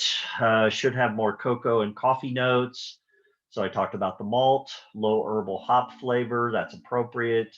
Low esters, pretty clean, that's appropriate. Slight melon / green apple acetaldehyde, not appropriate. So that's got some issues there. Again, this is not filled out completely. This is just giving you an idea of where to start. You should write more than this, especially for the test. So parts of this was okay. Did have that little acetaldehyde issue. So I'm going to say it's just sort of meh. It's sort of right there in the middle, right there around 10 or 11. So I'm going to give this one an 11. Okay. Mouthfeel. Now, what I typically do for mouthfeel is I jump to mouthfeel, even though it's 4th on the score sheet. I jump to mouthfeel after I look at the beer. I do it with my first taste. And here's why I do that. This is not saying it's the right way to do it. It's saying how I do it. It's how I've kind of taught some people to do it. With that first sip, right? I pull that beer up, take that first, take that first sip. I'm getting acclimated to that. Whatever beers I had before, whatever I was judging before, I got to kind of palate cleanse a little bit. Even if I've drank some water in between, which you should, you still got to get acclimated to the next beer. So why not get acclimated to the next beer while you're judging the less tangible or less intangible things about it, like the mouthfeel. The mouthfeel is the mouthfeel. You can judge that without the acclimation. So mouthfeel, your comment on the body, the carbonation, the alcohol warmth. Is it creamy or not? Should it be? Does it have astringency? Does it have heat that it shouldn't have? Right? All these things. It's only worth 5 points. If it hits all the marks, it's going to land all 5 points. Right? But if it doesn't hit all the marks, it's going to drop some. In this case, low carbonation and lacking creaminess. So I'm commenting on the carbonation. Finish is a mouthfeel. It finishes a bit too bitter for the style. Moderate astringency, it's too high. It's not appropriate, even for a stout that can have a little astringency. We're a little off base here. And it's hot. It's got some prominent ethanol on the exhale. It's a bit too hot, not appropriate. Okay. So I've commented here on the carbonation. I've commented on its finish, how it finishes. I've commented on some problems, some astringency and some ethanol, right? So this one, you don't necessarily comment on everything. You comment on what's appropriate to comment on. In this case, I only gave it 1 out of 5. That's a really low score, really low score. Normally, you would always give at least 2 points in mouthfeel. But if it's, just doesn't have the right mouthfeel, it's not going to judge well. So 1 point. So normally I would do mouthfeel as I'm getting acclimated to the beer. Then I would bounce back up to flavor. Now I've used my first sip to get the mouthfeel. Now with my next sip or two, now I'm going to really focus on the flavor because I've already gotten acclimated. And then lastly, overall impression. And as I said before, this section should always be called feedback. This is not just where we say, oh, it's got, a good beat and I can dance to it. Overall impression, I like it. I don't like it. Yes, you can say some of those things, but really this is for providing feedback. And on the exam, this is super, super important because everything I said before needs to be addressed. What did I say before? I said, and when I'm taking the test, I'd make a note of all these things. Off on the side, I'd have a little scratch pad, right? And on that scratch pad, I would say too roasty or not roasty enough, too caramely. That was in the aroma. And I would say in the appearance, it had head issues, right? It was low head and the retention was bad. So I'd write that down on my little scratch sheet just to make sure I don't forget it. And then in flavor, it had some acetaldehyde. Better write that down over here. All right, off to the side. There's that caramel malt. I've already noted that. So I've got that off to the side. And then mouthfeel, low carbonation, lack creaminess, astringency, hot ethanol. Jot down all those things. So this is one of those bad beers. And what you do with a bad beer is you have to write a dang book for it. Now, what I did here, I did not write a book. But what you would want to do on the exam is you would want to write a book because you got to take every one of those things that was bad, everything that you dinged it on, and you got to tell the brewer how to make it better. And this is the part on the tasting exam where you're showing those graders. Remember, a human being is going to look at your sheet. They're going to compare it to the proctor judge's sheet. They have to understand from your sheet that you know this beer style, that you understand the issues it had, and you understand how to fix them, right? And you got to get all of that through to the grader by your writing. Okay. So if I address that carbonation issue and I simply say increase carbonation, that's fine. Head retention, I'm going to say, you know, the head retention should be increased for a style like this. Consider recipe additions, flaked barley or oats, something to increase the protein content of the beer and increase the head retention. Recipe formulation issues with the too much caramel and roast, so adjust your recipe on that one. What else did we had? We had some hot ethanol. What are we going to do about that?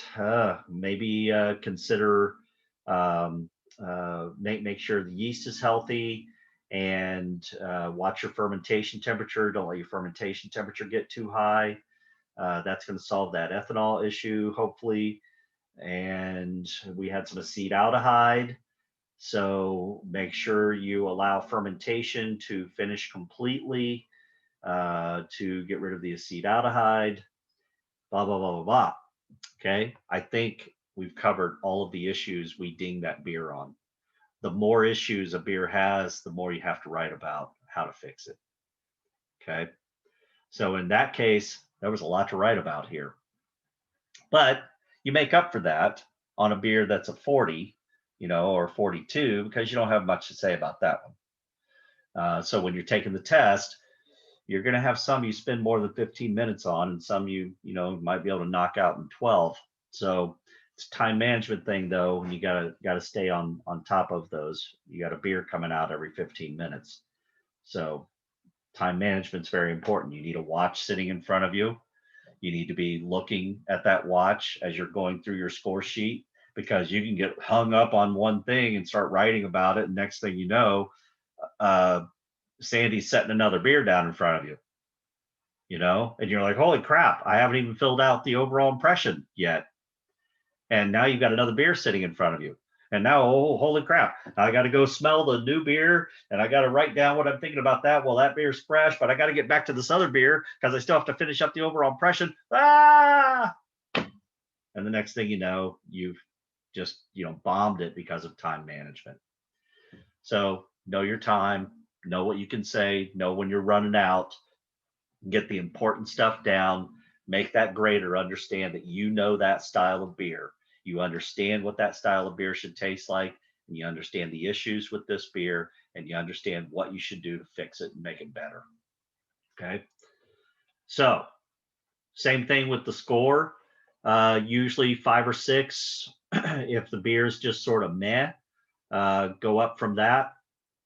If it's okay, 6 or 7 is pretty common. If it's really good, then 8, 9, maybe even a 10 in this area. Very bottom of your score sheet. This is where you always get to double check yourself, because is it a classic example or is it not to style?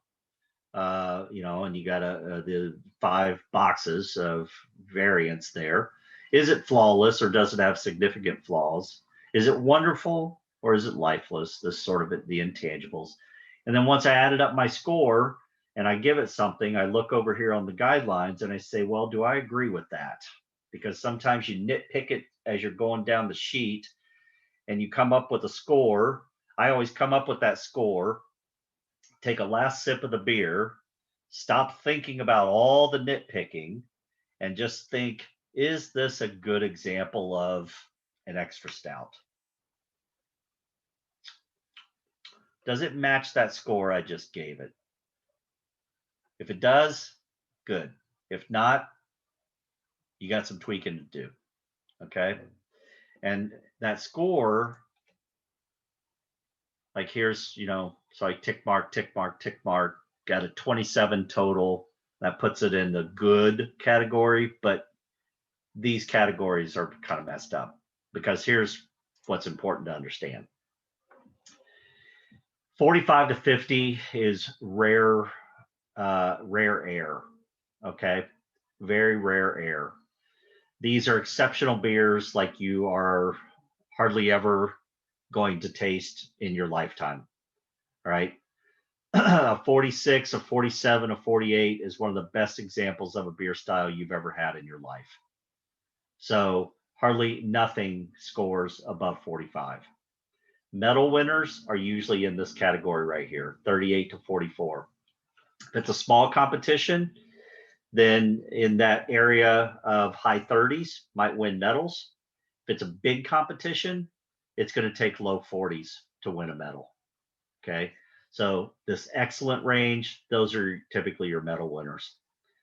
The very good range, 30 to 37, exactly works. It's very good. They've got some minor issues. Good, that one is way off. A beer in the 20s has issues. A beer in the 20s has major issues stylistically and or technically. A beer under 20 in the high teens, serious problems, like major stylistic or technical issues. And then once again, that last category, 0 to 13, in reality, we never use it. Even if it's a horrible beer, it's going to score like 17. Okay. There are different judges who are going to teach this differently. And they're going to say, use the scale, use the whole scale. But in reality, we just don't. And I think it's silly to try to tell people to give something a 5, or a 48. This is more realistically how we use the scale. Understanding the scale, understanding where a beer should come in is the hardest thing I think it is for a new judge. I sit down with new judges all the time. They do their score. They give it some really high score, some really low score. And I say, tell me about that. Why did you do that? And they start telling me about it. And it's like, so really, our opinions on the beer are similar, but your score is like way off the charts, one way or the other from where it should typically be. This is the hard thing to learn is where to put that score. Okay. That comes through practice and this type of understanding that this is how the scale is really used. Okay, beer evaluation. We're going to dive into this and sort of do this part live as we start judging the beers. But we're going to dive into the aroma. We're going to want to smell that intensely, like I said before, because you do not smell with your nostrils. You smell with your olfactory bulb, which is way up inside your head. If you don't get a big whiff of aroma to hit that olfactory bulb, you're not really smelling it. Retronasal, after you swallow, you want to do a slow exhale up through your nose and out your nostrils. That allows that to go past that olfactory bulb again. Sometimes you will taste the beer more on the exhale through the nose than when it was in your mouth. Okay. Then we check out the appearance, as I've already discussed. Then we get to the flavor, and I don't need to cover this. IBUs, you should understand the IBU scale of 0 to 100 and where beers typically fall on that scale, right? American lagers being at that barely perceptible range down here, 0, 10, 15. Oktoberfests and malty beers usually having 20 to 25 IBUs, which is not bitter. It's just enough to balance a bit of maltiness. First time we start noticing bitterness is up around 40 to 45, and that's where we find the American Pale Ales and the Euro Pilsners. English IPAs up around 60, 65, American IPAs up around 80 or so, Imperial IPAs up around 100. And then we have to understand how that regulates on our palate. Small sip, swirl it all around, keep it in your mouth for a while, let it warm up a little bit, let it hit all aspects of your palate. We have taste buds everywhere. Swallow slowly after 5 or 10 seconds, and then do that slow keep your mouth closed, do a slow, long exhale back through the nose. Okay. We taste with our tongue, flavors in our brain. Mouthfeel, I've already talked about that a little bit. That's after we've done the exhale, we think, we stop, we pause, we think about all those mouthfeel considerations. Remember, personal preference has nothing to do with it. It's all about how well how well a beer meets a guideline. Things you need to know in order to be a good judge. You need to understand specific gravity and residual sugar in a beer and dryness. You need to understand the ingredients and the malts and the flavors that they impart. The German malts, for instance.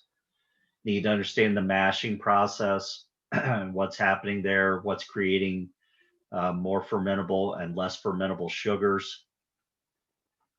Decoction mashing, understanding what that is and that that's creating melanoidins, those rich, complex, intangible, caramelized flavors.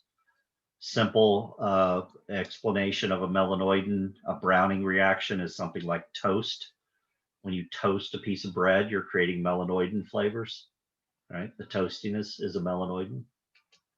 You can simulate that with melanoidin malt, but just you have to understand that melanoidin is a concept and a flavor. Astringency, you have to understand that astringency is different from bitterness. Astringency is more up in the front part of your mouth.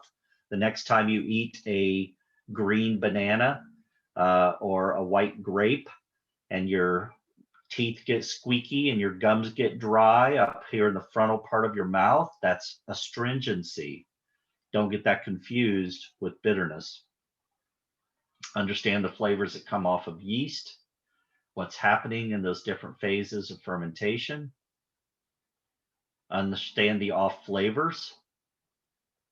DMS, that sweet corn-like note in a beer, that can also become like beans or shellfish or corn chips. There's all these different levels of DMS. Diacetyl, buttery, butterscotch-like notes, slickness on the tongue. Not everyone can perceive it.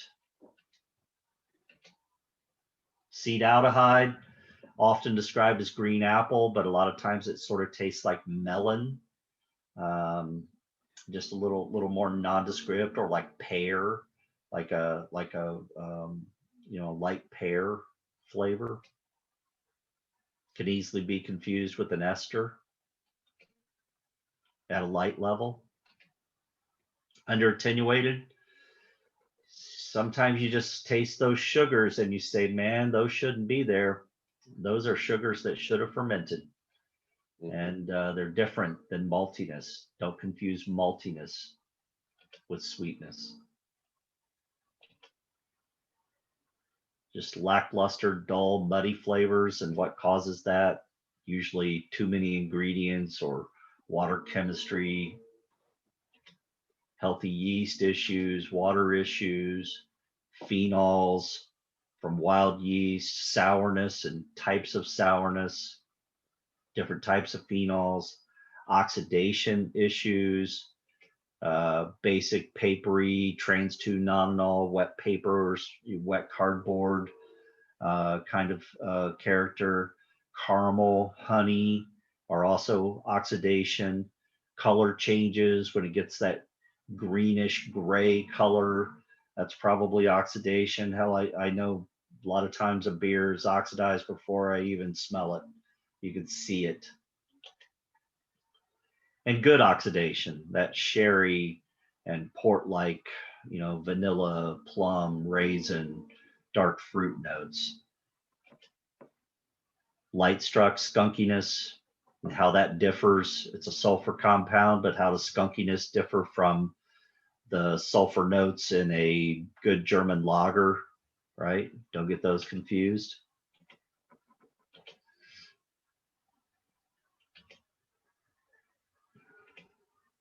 Okay.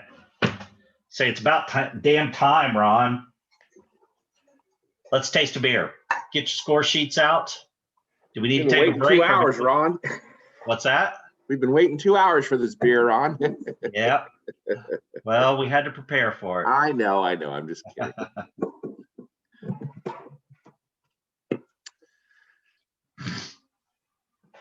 All right, here's what we're going to do. Before you start pouring anything, do you have a cup handy? I've got an actual competition style cup here. This is an 8-ounce cup, rigid, right? Rigid plastic, perfectly clear, no decoration or anything on it. AHA, Brewers Association does make some that has a little logo on it. They're about this size, 8 to 10 ounces. It's a good size to be able to get your nose into the beer properly. And you know, because if the glass is too big, you're not going to get your nose into it. You're probably going to pour too much, et cetera, et cetera. So first thing we're going to do with our cup and our Miller Lite is we're going to pour consistently. What you have to do, if you've already poured, stop and wait. If this was sitting on the table, right? Sitting on the table flat, then I'm going to come in here and I'm going to do, and this is hard from this gigantic 24-ounce or whatever can size this is. I'll probably spill it everywhere. But what I'm going to try to do is do about a 6-inch drop right into the center of the glass. And why is that important? It's important because even though we're analyzing a specific beer, when we're judging, we're also comparative judging in a flight of beers. We want to pour them consistently so that we see the consistency in the head, right? So if we pour from about a 6-inch drop, what's that going to create? We want to make sure that we release some CO2. We want to build a head on the beer. If we pour it too gingerly, we didn't do the beer any favors because we didn't release the aromas properly. Okay, so about a 6-inch drop. What will happen though, and we want to be consistent all the way through the way we pour the beers. Whoever's pouring the beers, usually let that person pour them for the whole flight so that they're consistent. But make sure the person who's pouring them is pouring them consistently. You'll see people not do that, right? You'll see sometimes they gingerly pour them, sometimes they pour them from way up here. That's not fair. So to be fair, give it about a 6-inch drop straight into the middle of the glass. If that doesn't work because there's no head being generated, it's too flat, make sure the other judges at the table see that, acknowledge that, and then go ahead and try to rouse up some head on it, right? But you've already made the mental note that it's got some issues. What if it's foam's coming up out of the glass? We got a different problem, right? So as soon as I start pouring and I see, whoa, this thing is super carbonated, same thing. Make a note, make sure all the judges at the table understand that, they see that, they make the mental note of it, and then slow down your pour so that you can, pour a reasonable sample for tasting. Okay. Now, hopefully none of you have drank anything yet. I have not drank anything yet. I have a very fresh palate here, and we're going to want to get our nose into it. Now, we've already been talking a little bit, but give it a rouse, right? So give it a swirl, let the CO2 start releasing some aroma, and get your nose in there. Right? Make some noise. Really smell it.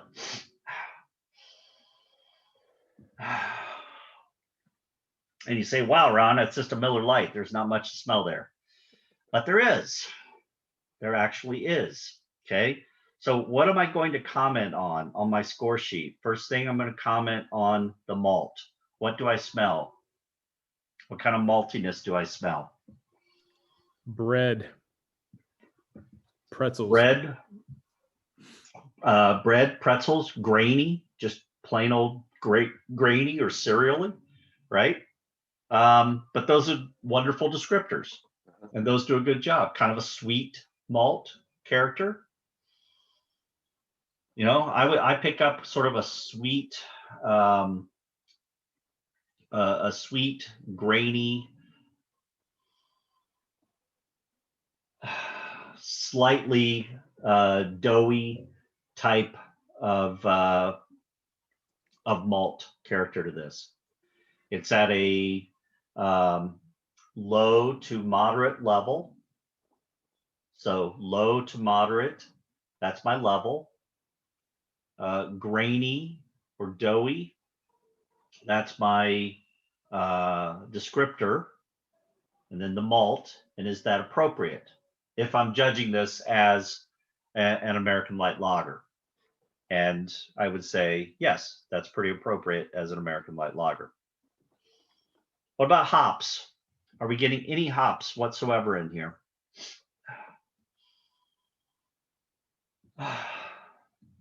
Look hard. There's green plants in there. Little, very slight herbal note of hops.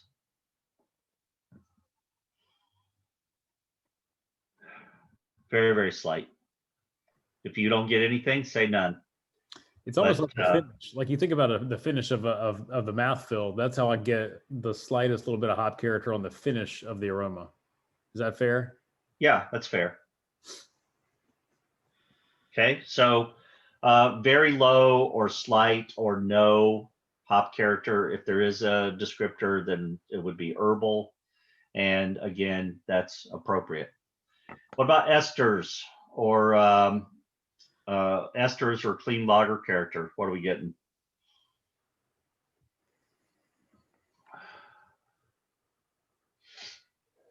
Oh, estery, is that what this is here? Don't get a little bit of fruitiness? Mm-hmm. Does anyone get a little bit of fruitiness? I would say yes. Yeah. About a light pear, Yeah, I could say pear. sort of a light pear, melon. There's a little hint of fruitiness in there.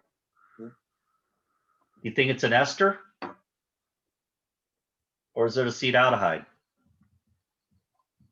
I get kind of a melon, like almost a melon rind. Yes. Like you bit down just below the rind line on a honeydew. Yeah. Yeah, it's a good descriptor. And that's typically going to be just a light acetaldehyde. I would call that yeast-derived fruitiness. And you can say, well, it's all yeast-derived, Ron. But yeah, when I say yeast-derived, I'm usually talking about acetaldehyde type fermentation notes, right? Not full-blown esters. So I would say that there's a light pear or melon like fruitiness. Possibly, yeast derived, not from the malt, certainly. And that's appropriate. A little bit of that is appropriate in this style of beer. When we get to the Budweiser, we should get a lot more of that acetaldehyde character. Okay. Did you just bias the judges, Ron? Yeah. Did you just bias the judges?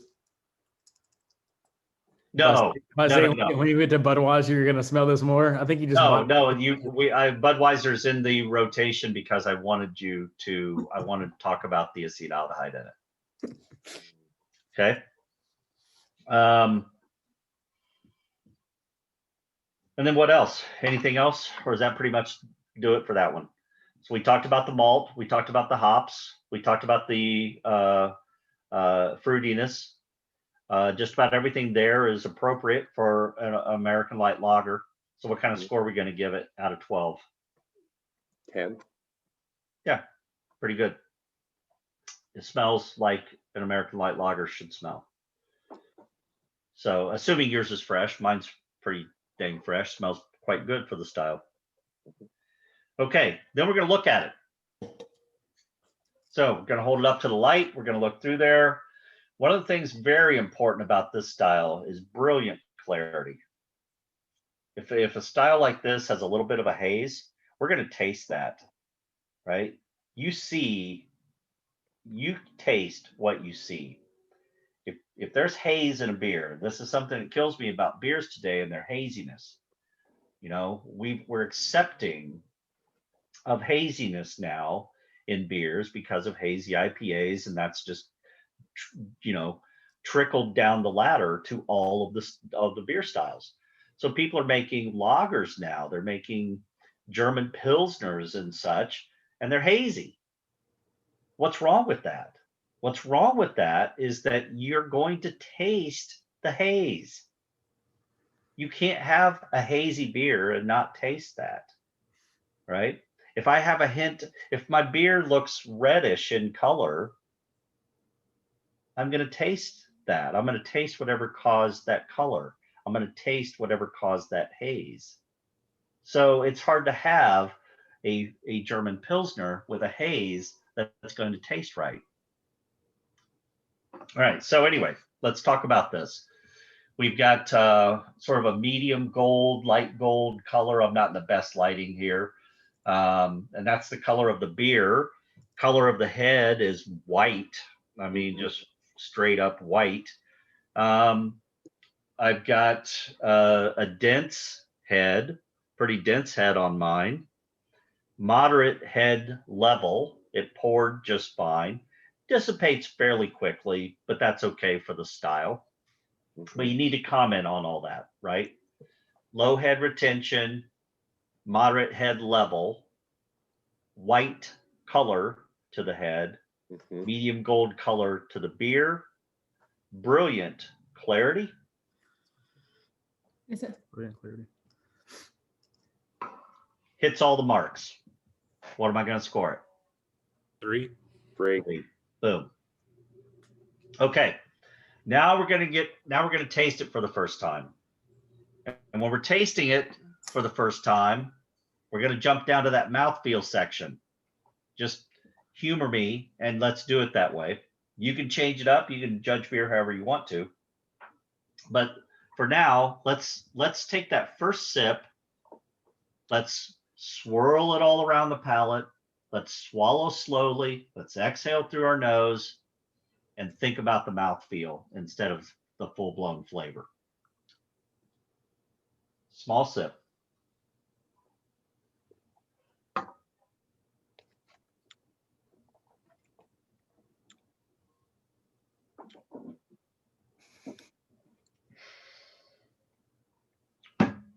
Wow. Did you taste that on the exhale? Did you taste it more on the exhale through your nose than you did when it was in your mouth? If you didn't do it right. Who's with me? Absolutely. Did you understand what you got? Okay. So let's register that, but let's go back to the mouthfeel. Carbonation level. Moderate to high carbonation level. Crisp, dry finish.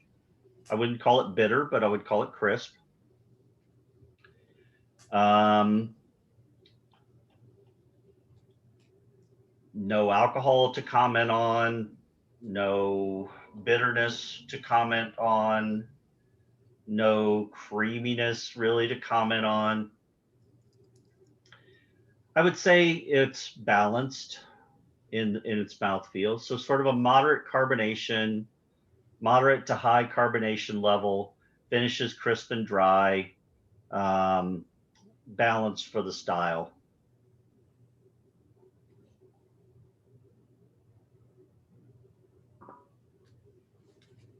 Ron, quick question.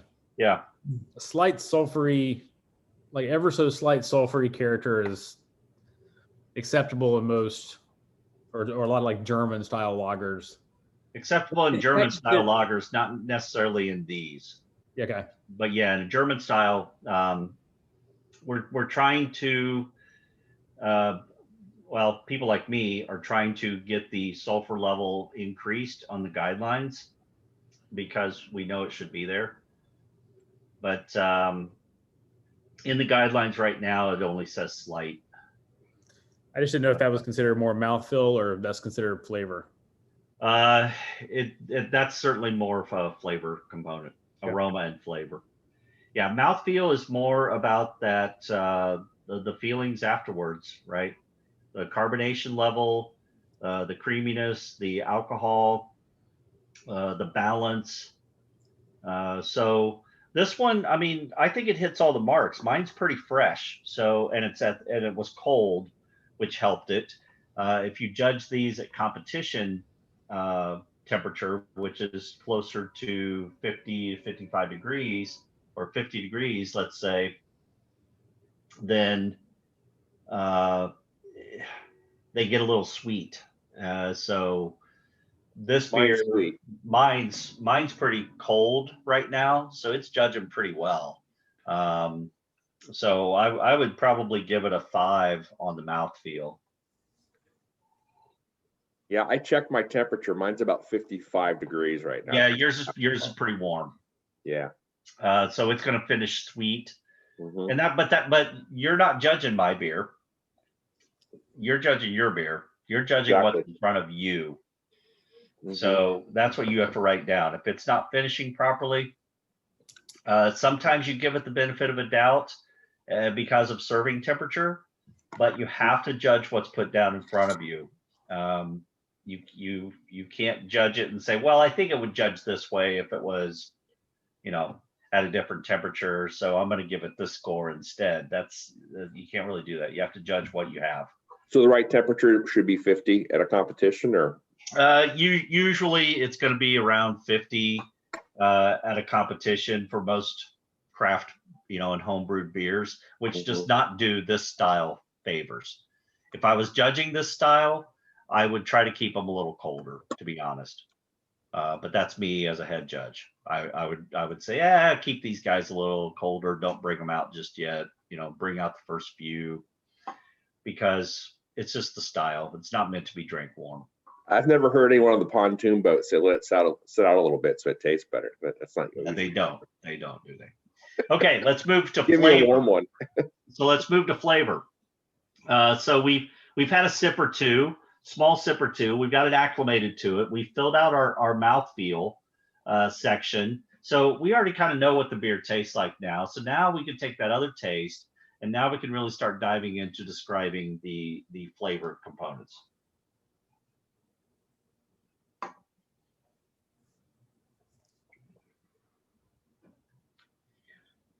Yeah. And lots of times it's going to be very, very similar to what we said in the aroma. That's why the aroma is so important. So I'm going to say some of the same things on this one. I'm going to say moderate, grainy, bready, not really bready. I'd say more doughy on the malt. So moderate, grainy, malt, which is appropriate. I do pick up the hops just a little bit more in the flavor than I did in the aroma. So I'm going to say a low kind of a herbal hop character, which is fine, appropriate. The fruitiness, boy, to me right now, tonight, I'm getting a higher level of green apple and pear than I would expect in this style. So I would say that type of fruitiness, that yeast-derived fruitiness, is a little bit high on this one. That's going to hurt it a little. Balanced. Sometimes you also have some of the finishing notes in the flavor. So I would say that, it balances towards the crisp and dryness, but fairly well balanced overall. So that's all good. What else will we comment on under flavor? We've commented on the malt, the hops, the esters or fermentation characteristics, and we've talked about the balance. And for a beer like this with no off issues, I would say we've done a pretty good job on that one. What are we going to score it? 14.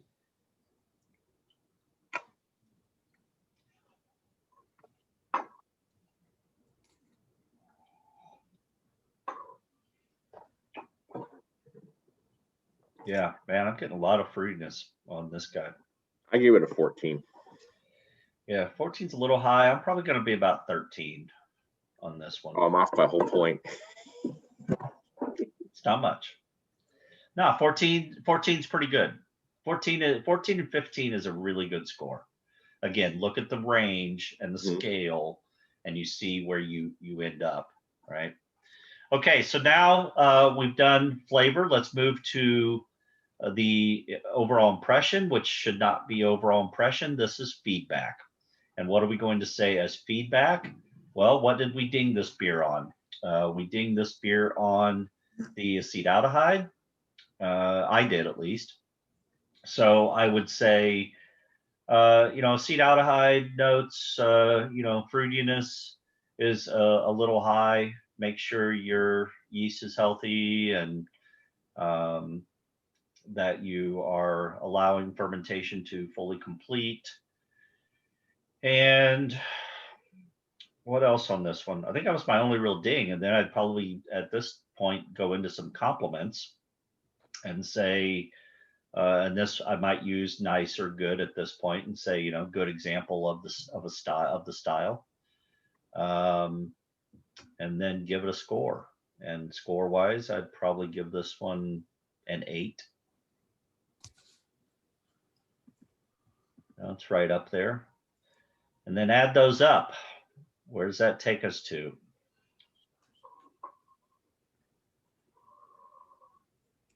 38. 38. I don't know. I wasn't adding mine up, but where's everybody else at? Similar score? It's probably a little low for a Miller Lite as an American light lager. It usually scores in the low to mid 40s. So it's probably a little low. Again, I don't know where exactly I ended up, but what you're going to do with that score is you're going to look at that score. You're going to look at the scale, knowing the real scale that I've told you about, and you're going to say 38. That's like low end of the metal range, probably.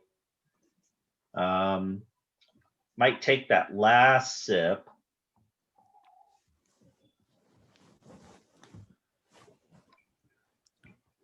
And just think to myself, is that a good American light lager? And do I agree with that score? Right? And if I had 38 on this one, actually, I think I'd probably keep it there because I'm still getting too much green apple on this guy, on mine. So I'd probably keep it right there and say, yeah, if we're in a small competition, this is probably a medal winner. If we're in a big competition, there's probably better ones out there. But it's a good beer. 38's a great score, right? That's a really great score. Do you pick up any corn adjunct flavor in this, Ron? Oh, yeah, DMS. We should have talked about DMS a little bit. I was getting that on the mouthfeel. Yeah, absolutely. It's not real strong. This is a pretty clean beer. But you could certainly, with the style, you should almost always note whether you're getting DMS or not. I would say very low DMS in the aroma, and I guess what I was asking was, I know this is an adjunct. yeah, beer not with really corn. getting much DMS out of the flavor, but there is a hint in the nose. Yeah. Are you tasting any corn flavor in this because it has adjunct? Not DMS, but more of a corn. No, typically DMS does not come from corn adjuncts, because remember, the corn adjuncts turn into highly fermentable sugar. And that highly fermentable sugar gets eaten up and leaves very little behind. Okay. So no, the DMS is more from the grain. It's the precursors that are in the lighter colored grains. And others, I think, have more DMS than this example. Okay.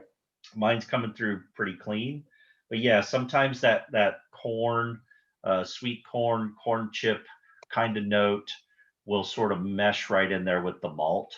And I think you see that usually more at a higher level, certainly with home brews, than in a commercial beer like this one.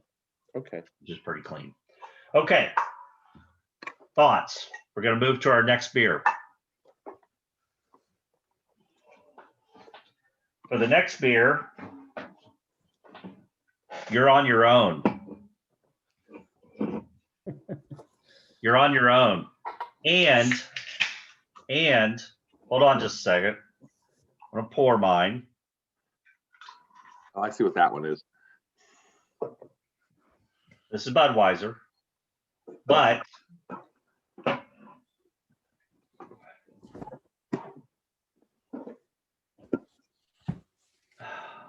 I want you to judge this as an American light lager.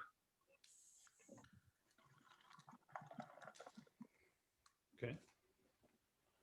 So judge your Budweiser as an American light lager. Take a couple minutes and go through the score sheet on your own.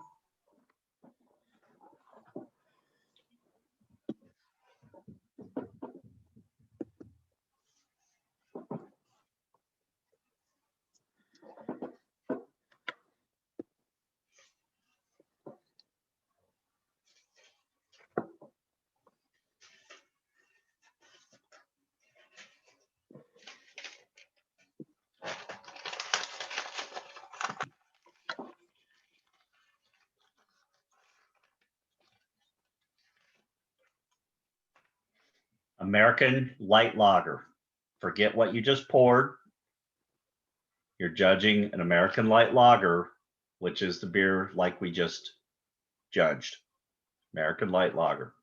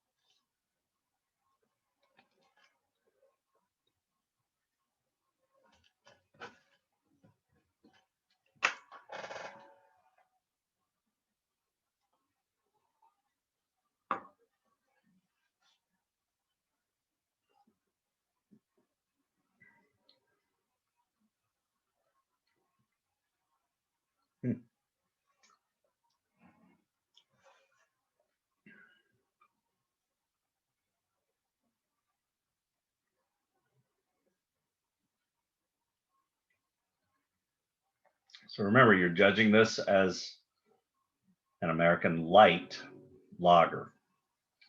Should have very little malt, very little hops. Should be light in body, crisp, dry, Crisp, dry finish. Clean.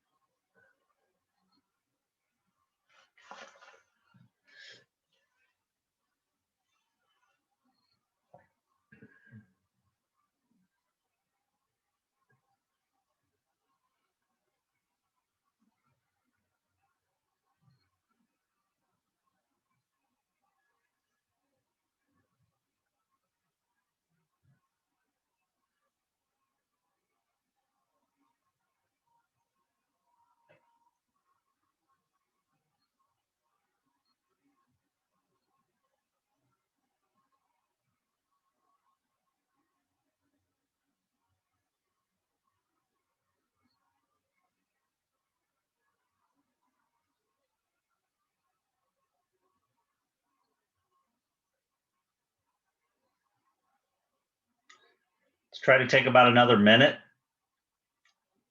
I realize you may not be writing down everything. Scribble it, shorthand, come up with some scores.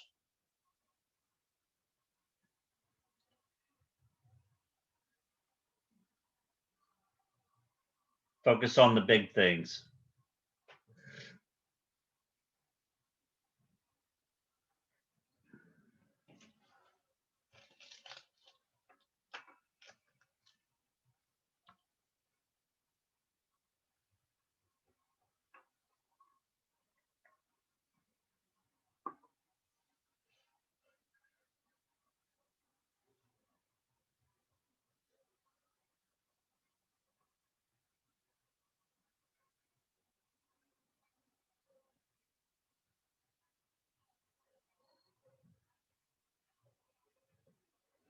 Okay, who's got some scores?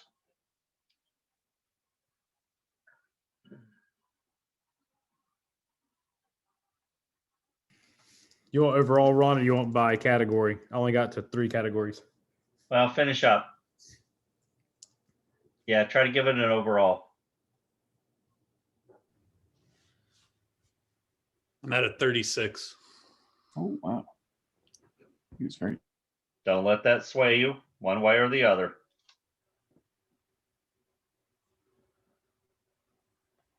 Just Brian's opinion. What's he know? Nothing.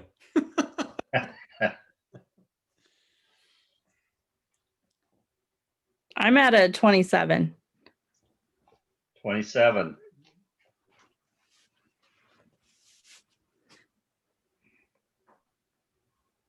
Anyone else?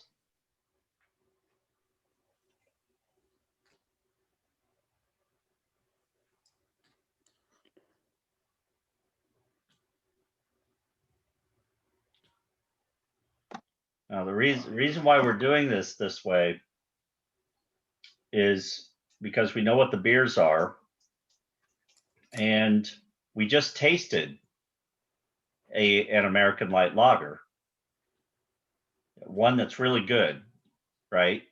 And typically wins awards. So we have that to compare it to. So we know what an American light lager should taste like.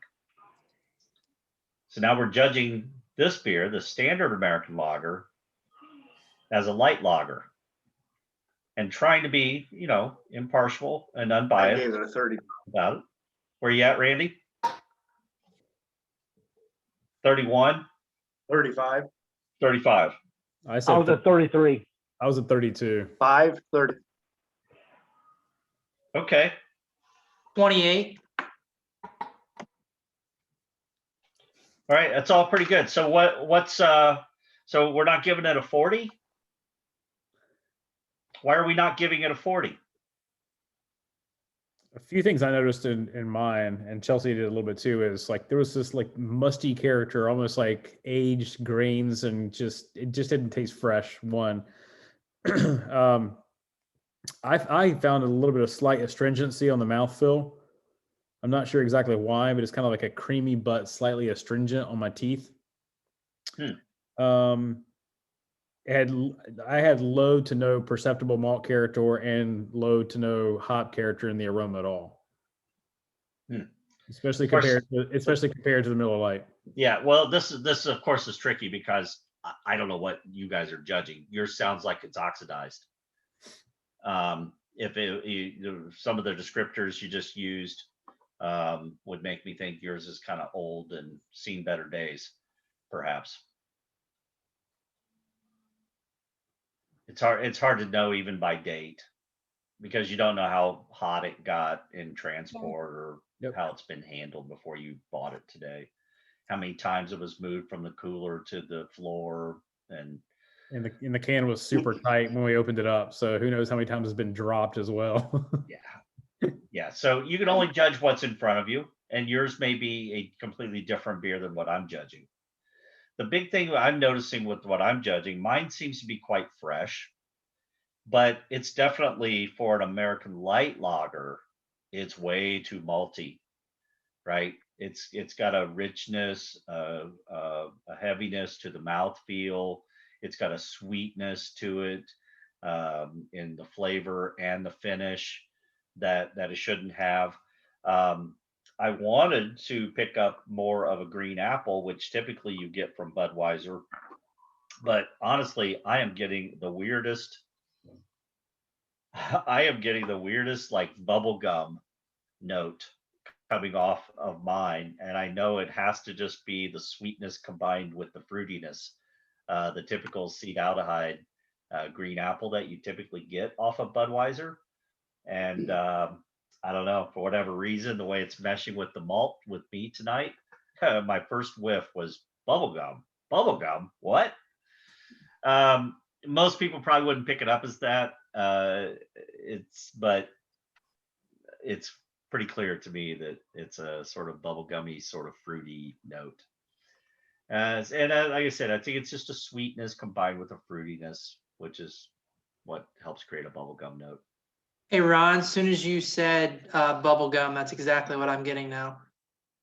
But what is it, the power of suggestion, or was there something already in there that you were going, what the hell is that? No, there was something already there. Yeah. And I was perceiving it as some form of yeast flavor. Yeah. So, I think it's quite fresh. But just oddly enough, in an evaluation setting, I don't evaluate Budweiser on a daily basis, but in an evaluation setting like this, and looking at that fruitiness and the sweetness and the way it's combining, it's got a really weird kind of fruity bubblegum sort of note. So that brings mine down, but at the same time, it's pretty clean. It's well made. My score was 35 on it. And those were the issues that I would talk about is fermentation issues and fruitiness, being a little too sweet, a little too rich and malty for the style. The body is too high. It's a little too full for the very light body I'm expecting. Finish is too sweet for the crisp, dry finish I'm expecting out of an American light lager. So, if we judge this as an American standard lager or an international lager, I'd probably judge better. But comparing it to Miller Lite, it's amazing how different it is, isn't it?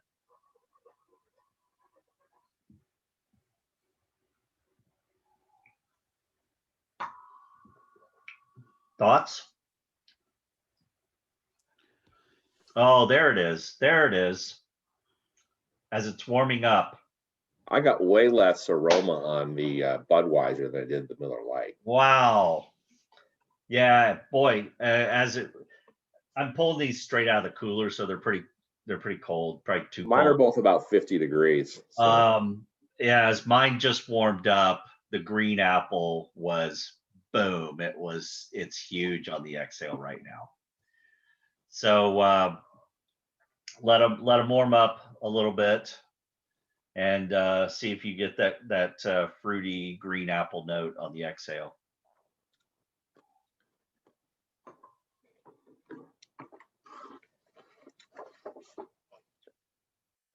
Yeah, so it's less bubblegummy now.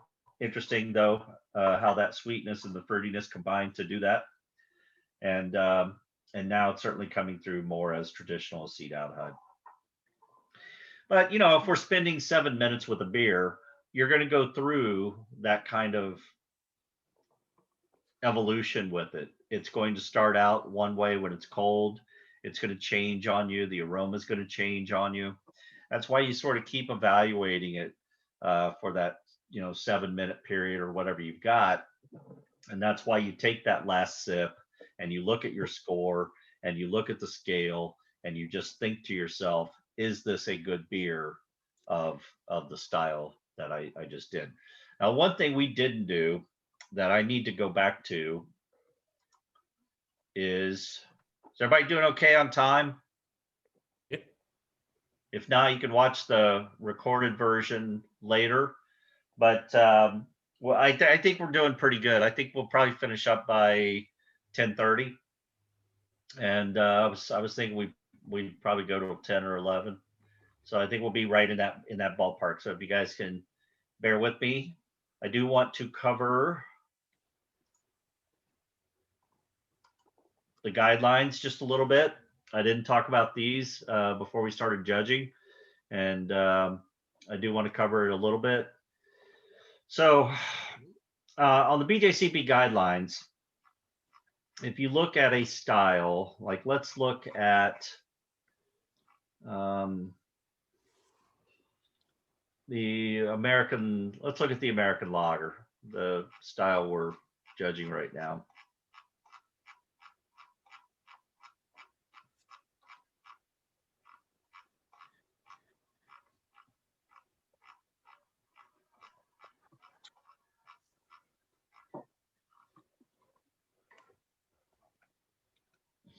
Okay.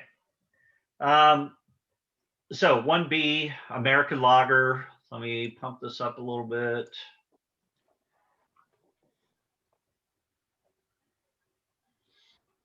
Here's how I use the guidelines.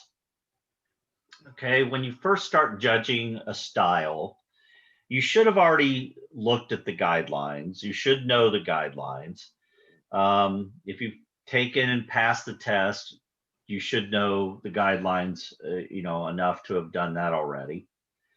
So when I'm getting ready to judge a style, I'm just wanting to reacquaint myself with it. Okay. So here's sort of the first thing I'm going to do. I'm going to go American lager. Now look at commercial examples, Budweiser, Coors, okay, Pabst Blue Ribbon. So that's the first thing I'm going to do is I'm going to reacquaint myself with the commercial examples, and I'm going to think about the times I've drank those beers. Okay, that starts putting me in the right mindset of the beer. Next thing I'm going to do is I'm going to look at the overall impression. This is the quick snippet description of the style. A very pale, highly carbonated, light-bodied, well-attenuated lager with a very neutral flavor profile and low bitterness. Served very cold, it can be a very refreshing and thirst-quenching drink. Okay. Then with that, I'm going to go back over here to the vital statistics. And I'm going to say IBUs, around 10 to 15, barely perceptible. ABV, 4.5 to 5-ish, right? So sort of in that average to low average strength. And between all of that, in a very quick recap, commercial example, overall impression, vital stats, I now remember this style, okay? If I need to look at anything else, style comparison is always good. Stronger, more flavor and body than a light American lager, less bitterness and flavor than an international lager. Significantly less flavor and hops and bitterness than traditional Euro Pilsners, okay? So commercial example, overall impression, vital stats. If you need more, style comparison, you hit those areas right there. And with your history and your background and understanding these styles, you should be good to go to start judging, right? Mhm. That's also those things that I just mentioned, those are also the things that you're going to immediately think about when you start trying to tell the story of that beer style, right? So if I said, tell me the story of an American lager, without looking at the guidelines and without having a whole sheet of stuff, what can you tell me about an American lager, right? You know some of this stuff. You know it's about a 5% average strength beer. You know it doesn't have much bitterness, so it's going to be up around 15, right? We know a commercial example is a beer like Budweiser. We've drank Budweisers. We know that they're light, a little bit of acetaldehyde, a little graininess, maybe a touch of DMS, right? We can tell the story. We don't need that whole sheet in front of us to tell the story if we've experienced these beers once or twice, or 10 or 15 or 20 times. Okay. So that's how I use the guidelines. So, next beer up, for instance, is the Pilsner Urquell. Go to the Czech lagers, and I would look at the Czech premium lager, which is the style. I would jump to commercial examples. I see Pilsner Urquell in there, and I go, yep, I remember that beer. I've judged Pilsner Urquell. I look at the overall impression: rich, characterful, pale Czech lager with considerable malt and hop character and a long, rounded finish.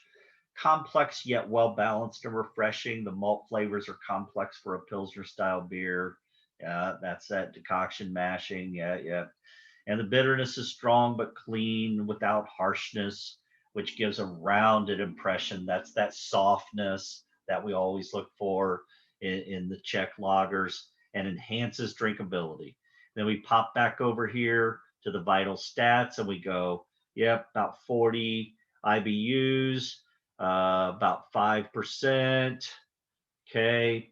And then if we want a little bit more style comparison, more color, malt richness, and body than a German Pils, little fuller finish and a cleaner, softer impression. Stronger than a Czech pale lager. That tells us everything we need to know, and we can do that in a matter of seconds, right? Okay, so now that I've told you all of that, you can get your Pilsner Urquell out, but you know what we're going to judge this one as? We're going to judge this one as an American standard lager. American lager, 1B. Okay? So we just had a 1B. We just had Budweiser.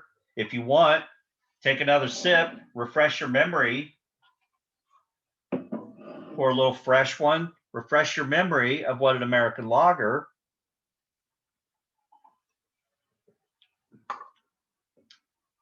tastes like, feels like, the bitterness, etc. Pour yourself your Pilsner Urquell.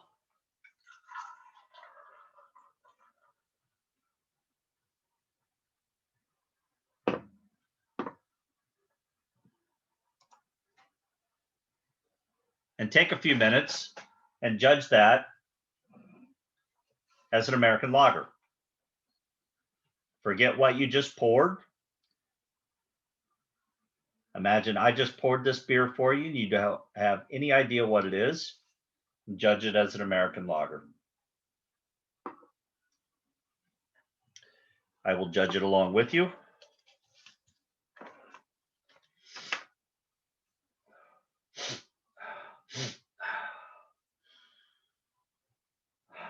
Sometimes to freshen up your nose, just smell something different and it will reset it. That's why you see a lot of judges smell their clothes like Snuggles, your fabric softener or something. Just seriously, just smell your collar. And then go back to your beer. And it's like a total reset. right? You get fatigued if you just keep smelling the same thing. A really good thing to smell is coffee beans. They're too strong to have sitting out at a competition, for a beer competition, but we use them for whiskey competitions. We'll have little cups of coffee sitting out, and man, that's a wonderful nose reset button. But anyway, just smell something fresh, dive in with a fresh nose, judge this as an American lager. I'll give you 5 minutes.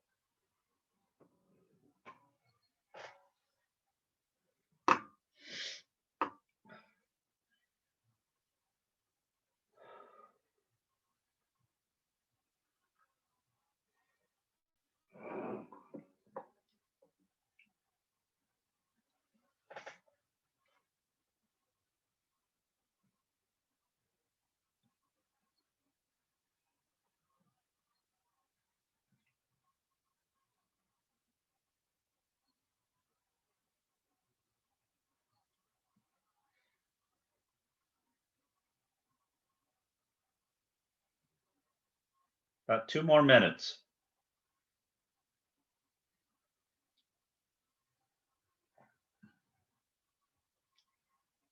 So feel free to write shorthand and kind of come up with some scores.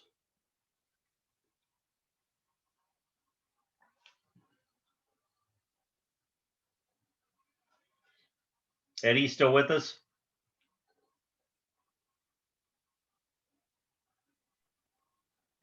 Mine's not going to match. I pulled a Stello instead of the correct one because they were sitting side by side. You pulled what? I got Stella instead of the Oh, instead of Pilsner Urquell? yeah, That's a very big difference. yeah, huge difference. Yeah, yours might score pretty well, actually. Yeah, it's Basically judging that style. Oh, definitely. Yeah, but it was sitting right next to each other, and when I pulled the single cans, I grabbed the wrong one instead of the correct Oh, one. I see. I see what you did. Yeah. I was gonna say, how'd you like buy a wrong 4-pack or something? You found a No, single. I got all singles. You grabbed the wrong single. Yeah, Gotcha. I got them all in Noblesville.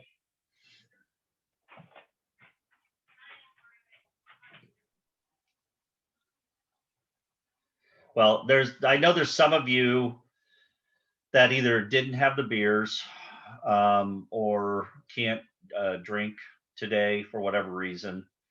And I hope you're still out there, and I hope you're still listening in, because when you can, this exercise will still work perfectly well for you to rewatch this section and evaluate the beers just like we're doing now.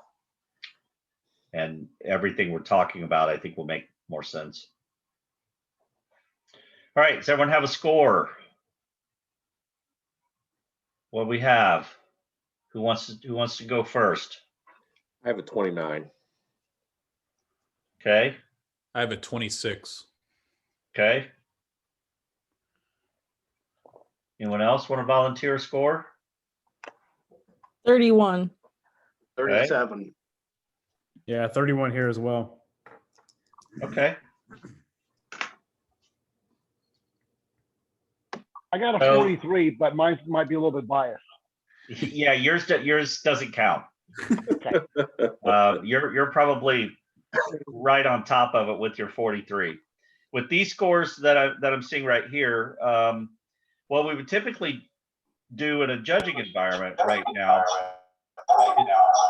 Someone mute. Everybody mute. Someone's feeding back.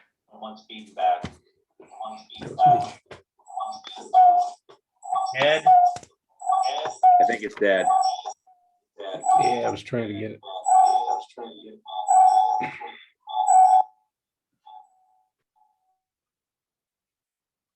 There you go.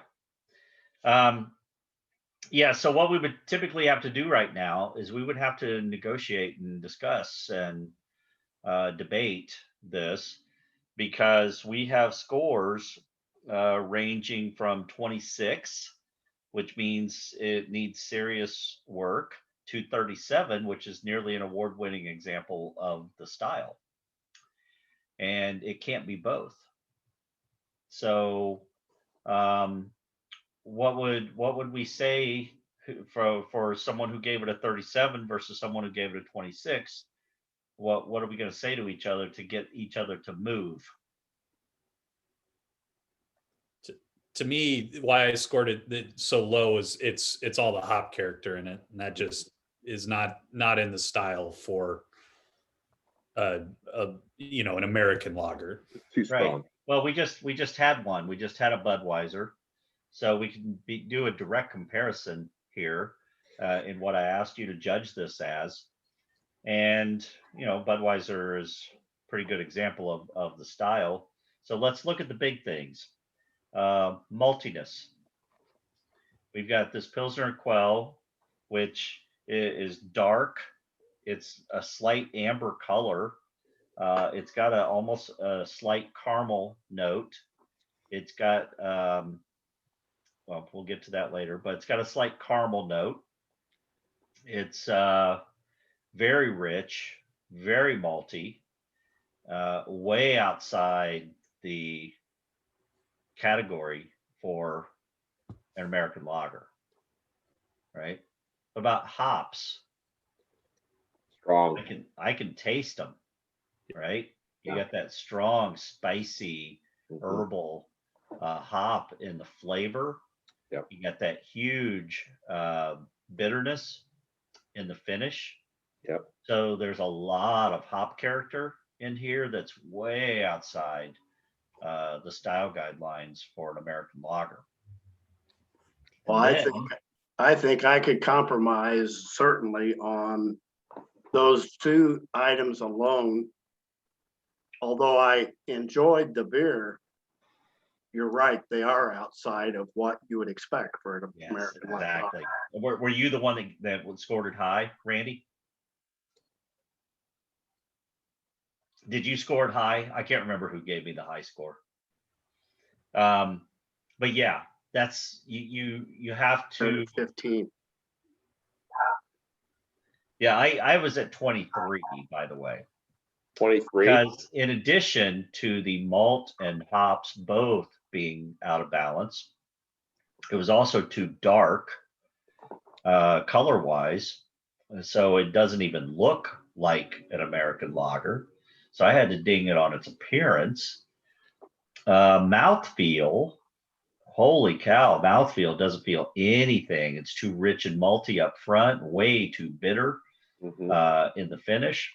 So mouthfeel was a 1 because it's not even close to what the mouthfeel should be for a beer like this. And then on top of all that, it's got that little hint of diacetyl. There's a little hint of buttery character, and it creates a little slickness on the tongue, which is characteristic for Pilsner Urquell. It's not super strong, but it's noticeable. So that would be an off characteristic in an American lager. So all of those things combined takes me down to 23, which is extremely low score, which shows me the beer is very problematic, either stylistically and or technically.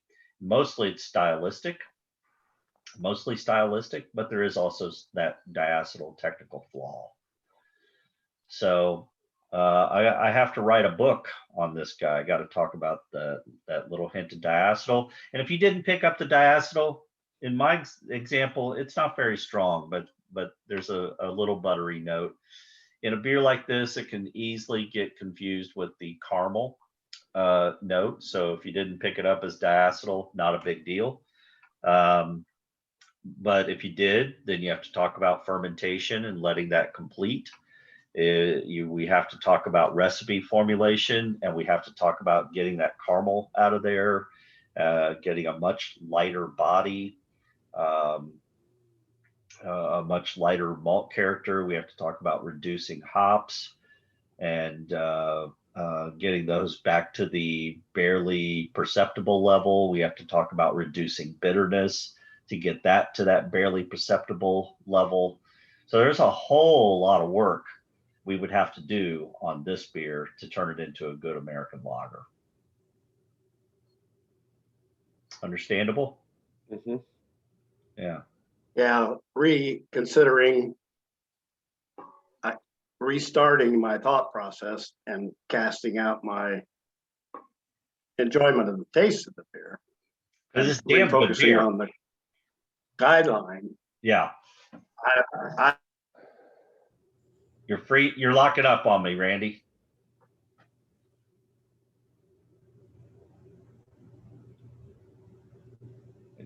I know we had a good thought in there.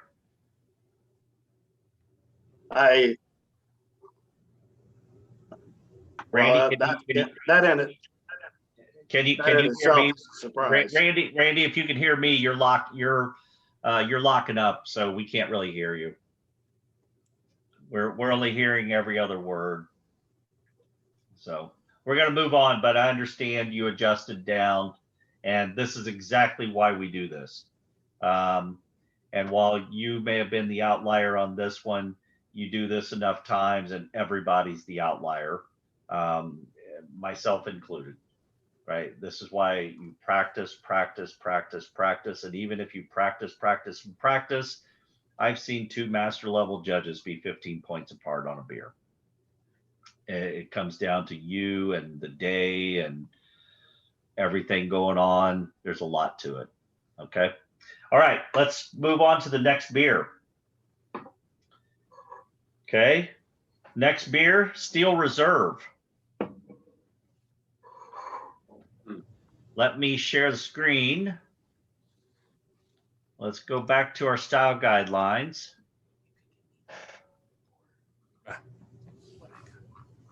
Cool 45.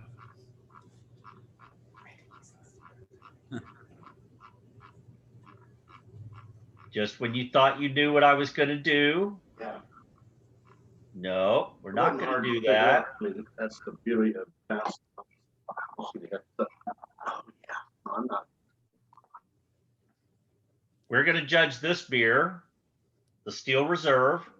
We're going to judge this as a Helles Bock. A Helles Bock. You say, what's a Helles Bock, Ron? I've never had one of those. An amazing. Well, let's look at the vital stats on a You're Helles. ornery. I love it.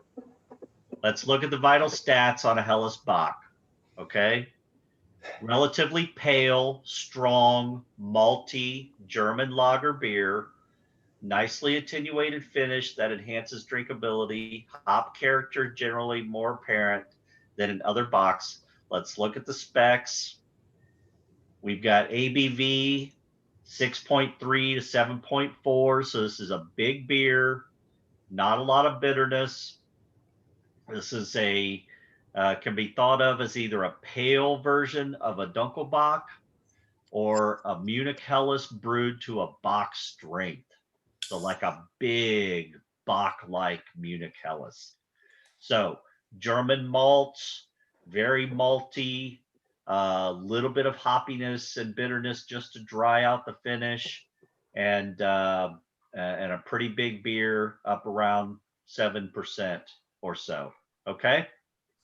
So with that in mind and your guidelines in front of you, judge Steel Reserve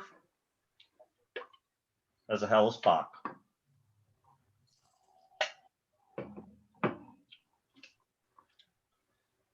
Don't consider what you poured. Consider what's in your glass. I'll give you 7 minutes. No, pardon me, 5 minutes. 6 minutes. I'll give you 6 minutes. That's my final offer. 5.5, now 6. I have a bathroom break, please. Yes. All right. Sheesh. There you go. Focus.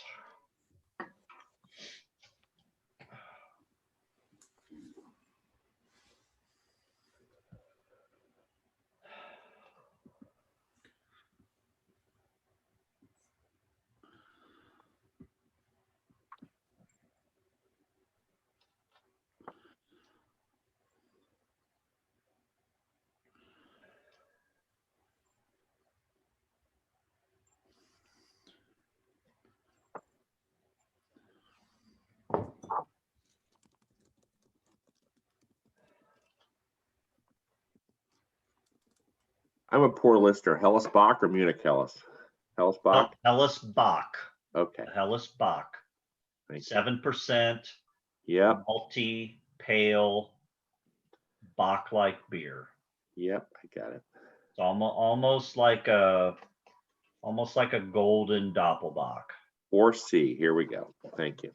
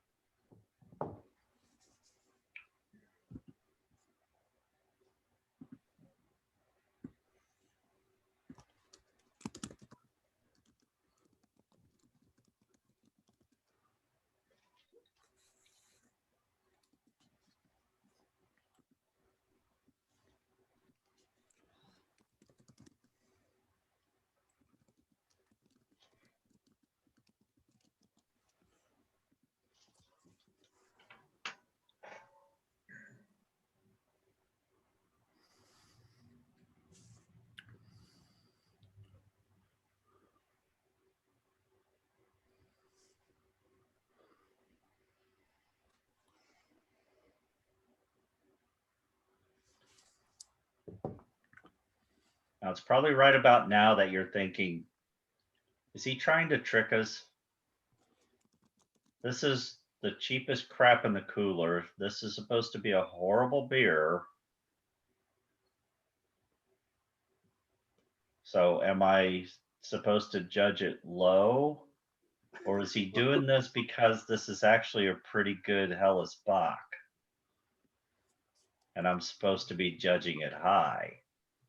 I usually see the one guys come in after their construction job, picking these up and walking up one to drink on the way home. That's what I usually see this beer doing. What you have to do is judge what's in front of you. I will do that. Rich, malty, strong, We figured we could find it. golden beer. We figured we could find it at the local gas station, but they nor the Kroger had it. So when we Oh, registered you didn't get online, one? You couldn't find one? we went to a Kroger and then went to the local gas station, and neither one of them had them. Bummer.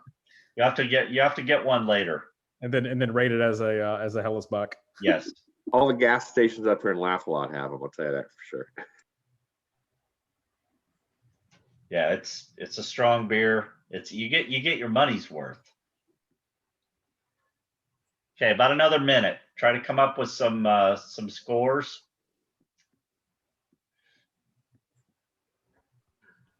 Brian, are you writing this online? Is that what you're doing? I didn't print it, so I just have it pulled up in a PDF. Everyone else is looking down, and you keep looking up. So Yep.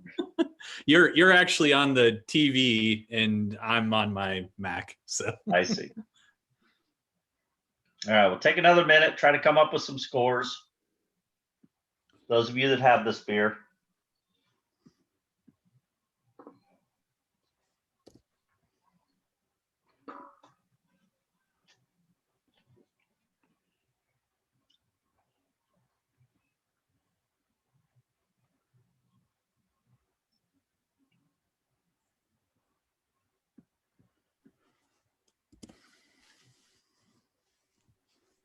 What do you think, Brian? I got a score you 30. got? I got 30. 30. Anybody else? Being it for the hops. 39. 39.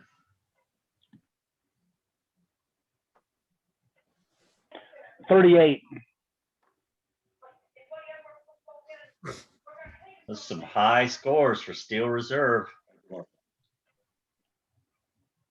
I have 30. 36. All right. So we're in the 30s, looks like, on this guy. If I look at an average between those and we discussed it, we maybe end up around mid 30s, maybe around 36. So that's a pretty good score. That's probably not an award winner, but that's a pretty reasonable score for a Helles Bock. Todd, did you get a score? You're on mute. No score. Okay. I did I'm still working 35. on it. Sorry. All right. Josh, you got 35? Yep. Yeah. So what's going on here? We got a pretty high score on this what should be a horrible beer. A malt liquor, 8% alcohol, I think. Cheapest crap in the cooler. We're judging it as a great German lager and giving it a 36-ish. What kind of craziness is that? Well, we're judging what's in front of us. That's what we're doing. And if we judge what's in front of us, this thing from an aroma standpoint, it's malty. It's got a richness to it. It's clean. There's characteristics that certainly put it in the Helles Bock category. What brings it down for me is there's a little too much prominent ethanol, just straight up alcohol. It's kind coming off of it. And the maltiness, there's not enough Munich in there. It's not complex enough. There's not enough bread crusty, toasty, Munich type malt in that aroma. But still, not a bad score, about 10 for me. Appearance wise, looks fine, right? Deep golden color, nice head, nice retention. Mine looked fine. So 3 points on appearance. Jumping down to mouthfeel, rich, medium to full body, finished dry, even though it had all that maltiness. Big issue I had with the mouthfeel was the heat. Like exhaling a shot of vodka, right? So that heat is going to bring my mouthfeel down. So only got about a 3, even though, a Hellesbach is a big beer, they should be smoother than this. So about a 3 on the mouthfeel. And then in the flavor, some of the same issues that I had in the aroma, in that it's malty, but it doesn't have that complexity. It doesn't have the right kind of malt. It doesn't have that bread crusty Munich note that I'm expecting. So it's lacking some complexity, and there's that darned ethanol again, that high ethanol just kind of dominating over everything. So only about a 13, but that's still a pretty decent score on the flavor. And then feedback, overall impression, about a 7. Not a bad beer, some issues. But if this was a homebrewed Hellesbach, not bad. Or a craft brewed Hellesbach. Mine didn't have a dry finish. Mine seemed pretty sweet in the finish. Well, sweet, but doesn't linger. Yeah. To me, it does doesn't with a linger. moderately dry finish, which I didn't get. So I'm just reading the style description. Well, what you have to look at on the finish is how long does the sweetness, the sugar, lay on your tongue? And if yours is warmer, yep, it may be laying on your tongue longer. Let's check it again. So mine, at my temperature, it's fading away pretty quickly. I'm not getting a lot of cloying sweetness. Mine's at 60 degrees, so that's probably the issue. Yeah, yours is going to sit there for a while. I'll get some more. There you go. So I gave it a 7 on overall impression, and we would have to talk about that hot ethanol. So we're going to talk about fermentation temperatures, healthy yeast, all of the things that could cause that really hot ethanol to be there. I would say I want a little bit more complexity in the malt character, and maybe just a touch more bitterness to help dry out the finish a little bit better. But I gave it a 36. 36. Not bad for Steel Reserve. Okay, want to do one more? Got the Sierra Nevada? Okay.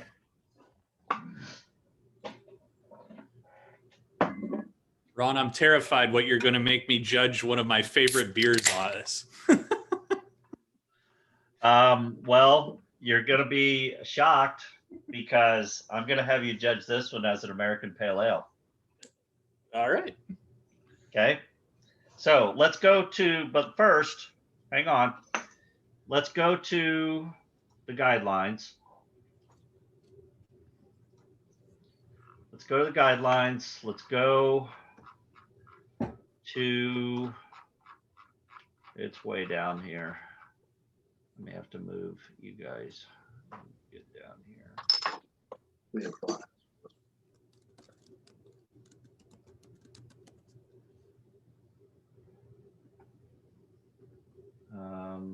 Oh, I can't think of the number. Oh, it's right here. American Pale Ale. Okay, quick review. classic examples, Sierra Nevada, right? That's on the list of commercial examples. Overall impression, a pale, refreshing, and hoppy ale, yet with sufficient supporting malt to make the beer balanced and drinkable. Clean hop presence can reflect classic or modern American or New World hop varieties with a wide range of characteristics. An average strength, hop forward, pale American craft beer, generally balanced to be more accessible than modern American IPAs. About 40-ish IBUs, about 5 to 5.5% alcohol.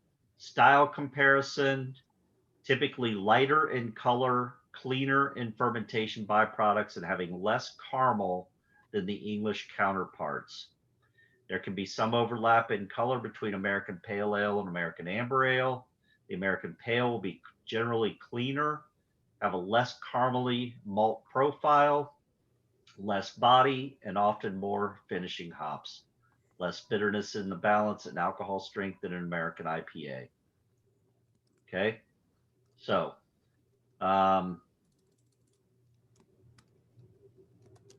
less caramel than the American Amber, less bitterness than an American IPA, about 40, 45 IBUs, hop forward, relatively clean beer. Take about 5 minutes. So are we judging this as a fruit beer or are we doing an American Pale? I just told you, American Pale Ale. Okay, just making sure. I was using the restroom, sorry. Everything that I just read off. An American Pale Ale, sorry. Sounds good, sorry.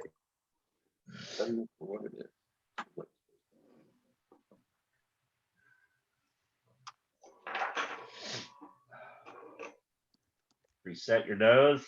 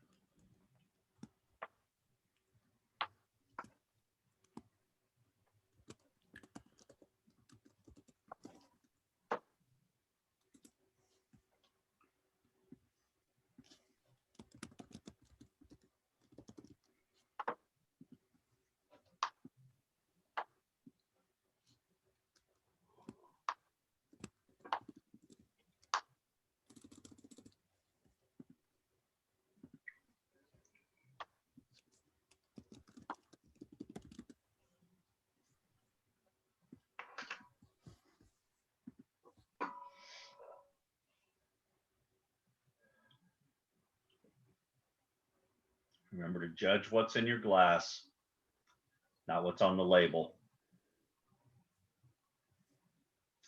If this was your own beer,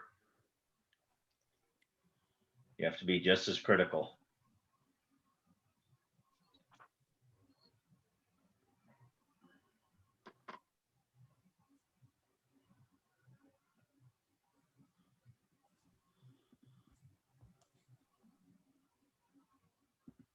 And we're not talking about whether you like the beer or not. We're talking about how well this beer judges blind as an American Pale Ale.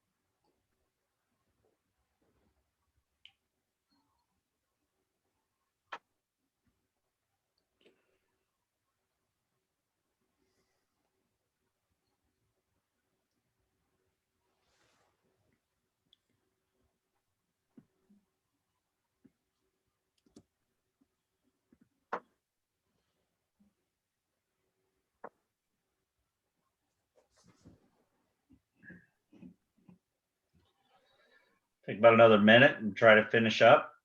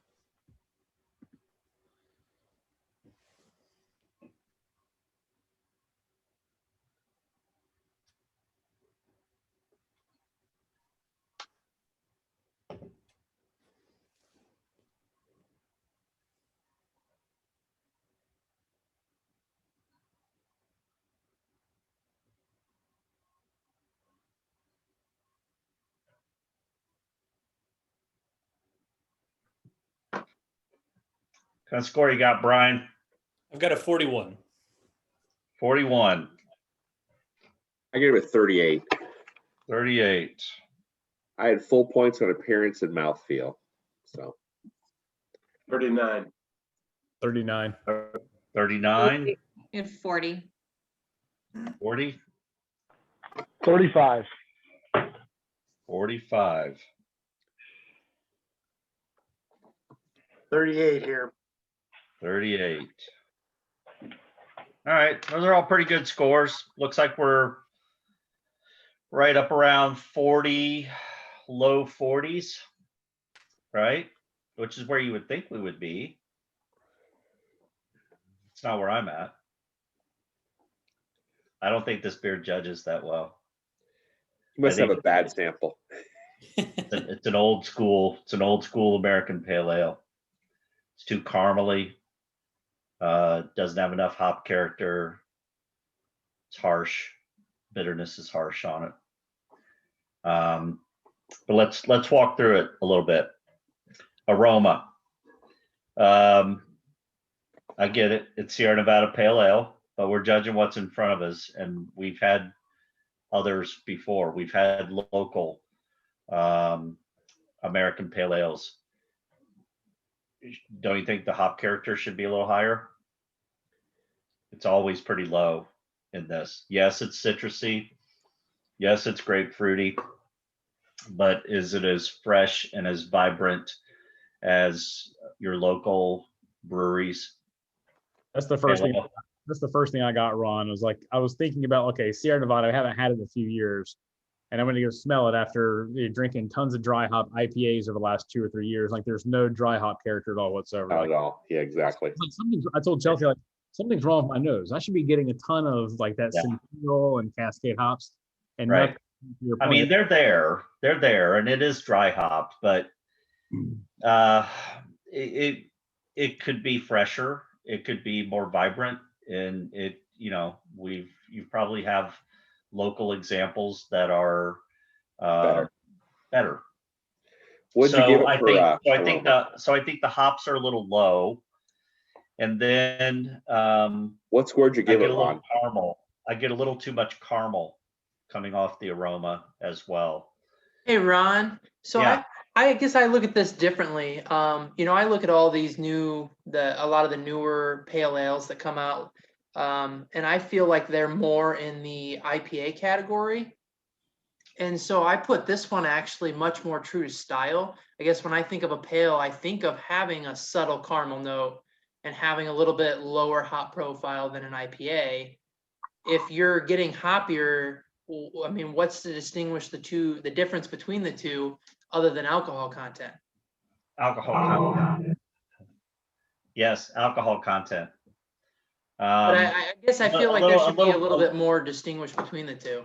Yeah, a little bit certainly on the hop profile, but of modern APAs, it's size as much as anything. It's drinkability, whereas your IPA is just going to be stronger and way more hops. But that doesn't mean that a good American pale ale shouldn't still have a wonderful, fresh hop aroma. So I drank one of these probably a week ago out of a bottle, and it was in their cooler from the liquor store. And Yeah. honestly, I got a lot more hop character than the can that I'm drinking today. Yeah. So I don't know production times or what, but and we're all drinking different ones, right? So there's no direct comparison for what we're doing right now. We got to keep that in mind. But the example I have seems fairly fresh, seems about like it normally does when I have this beer in my classes, because I have this in every class. It's pretty typical right now for the way that it always is. And the hops are just a bit subdued for what we expect in an American pale ale today. And there's nothing wrong with that. It's just, it's a classic older style, and it's been, it's made in very large quantities, and in some cases shipped across the country.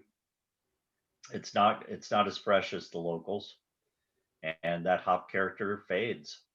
So What score did you have for aroma, Ron? I'm 35. No, for aroma specifically. Oh, for aroma, I was 9.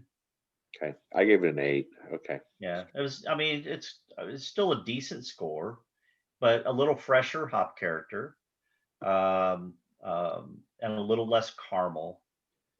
Yeah, I thought it was a little too malty. Yeah. So, those are just the little nitpicking things we have to do when we're judging beers. And I think a little fresher hop character, a little less caramel note on an APA would help a judge. But again, we're all judging different examples of this beer, and we're not comparison judging. We don't have a whole flight of these to look at. So there's a lot of little things that change. So it doesn't matter, you know, if we're a few points apart in what we're doing here. It's just more of the concept. So if I look at the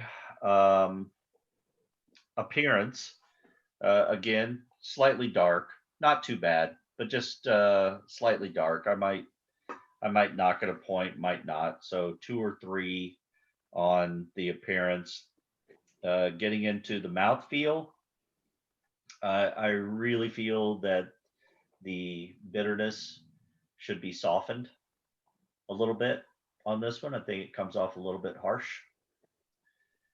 It's bitter. Bitter's good, but kind of old school bitter, and a little bit of water treatment on this one would soften that up just a little bit, make it more drinkable, because what should an APA be? Drinkable, right? Easy drinking, nice hoppy beer. So that's just me, but I think it's a little harsh. So only dinged at a point though, still 4 on the mouthfeel. And then same things in the aroma on the flavor. Would like a little fresher, nicer hop character in flavor. Would like a little less caramel. The balance, the bitterness, the harshness does come into play a little bit on the flavor.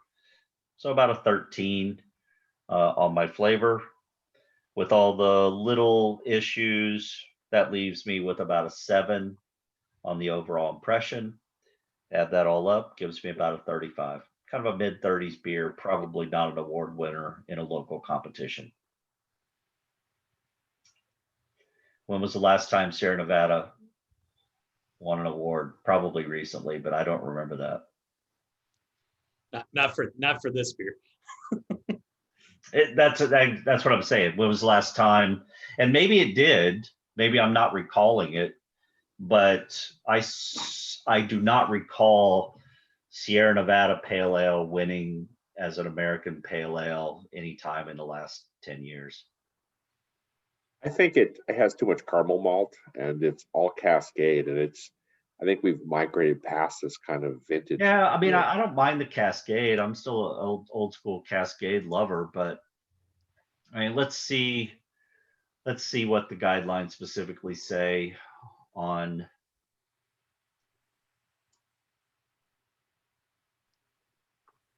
it's gone back and forth on the caramel flavor, moderate to high hop flavor, typically showing American or New World, low to moderate, clean, grainy malt character, supports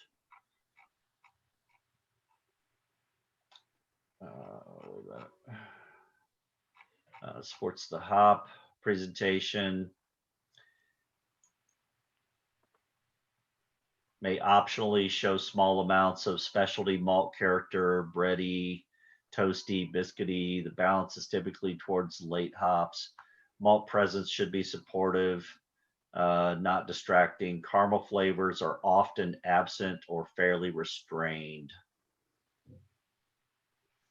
Acceptable as long as they don't clash with the hops.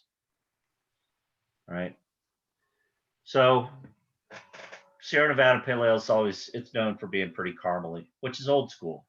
I mean, back 30 years ago when we used to homebrew these, we used crystal malt and everything. And today most good pale ales don't have any crystal malt in them. Crystal malt is known for oxidizing quickly, making beers too sweet. People have strayed away from it these days. So, you know, this beer could almost judge and probably would judge better as an American amber, perhaps. It's on the border though. It's sort of a tweener. So anyway, thoughts?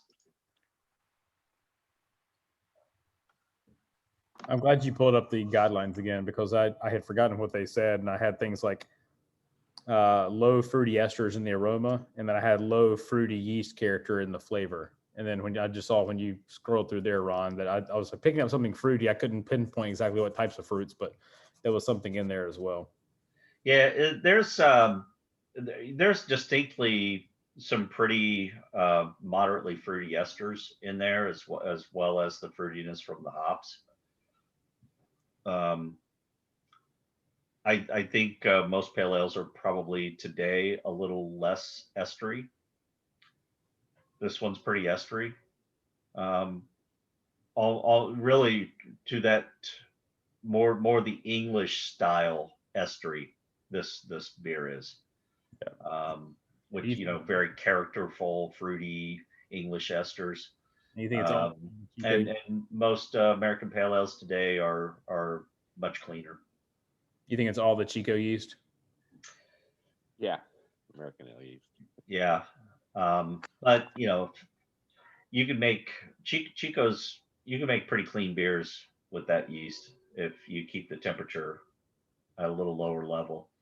Let the temperature rise, and it gets super fruity. Yep. So, and again, old school pale ale. It's probably fermented at a higher level, higher temp. Ron, so looking at the commercial examples that are in the beer styles, most of those are kind of that old school, more like, West Coast, California. So almost one of those discrepancies, right? Where the commercial examples don't really represent the way we judge the style anymore. Sure. Well, can you tell me like a commercial example that you feel judges better? I feel like Ron thinks Zombie Dust is a pale ale. But Alpha can. Technically, it is.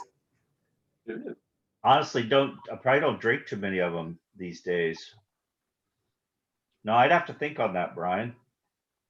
What's a good example of one? Maybe Stone Pale Ale. Okay. Which has always kind of veered away from caramel malts, crystal malts. The West Coast pales have always been a little more golden.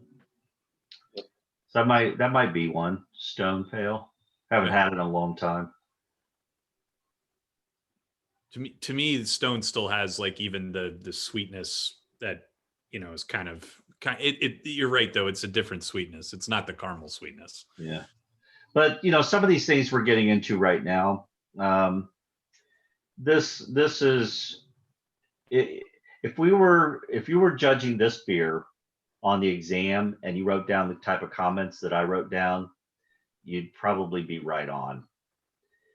In an actual competition, though, debating it and talking it through and talking old school, new school, this, that, it would probably come more down to comparative judging within the flight. Fair enough. What did the flight give you to judge, right? And if they were all like this, you pick the best of what you got. If you got some that are a little less caramely, a little more fresh, vibrant hop character showing through, they're probably going to stand out as a winner. But we do the best we can to be objective and judge each beer based on the style lines, but you also can't help but judge comparatively when you're judging in an actual competition. Makes sense. I mean, as long as they're all reasonable beers, you got to offer, first, second, and third in the category. So as long as everything in there is not way off, then you end up just comparing and giving it the best of what you got.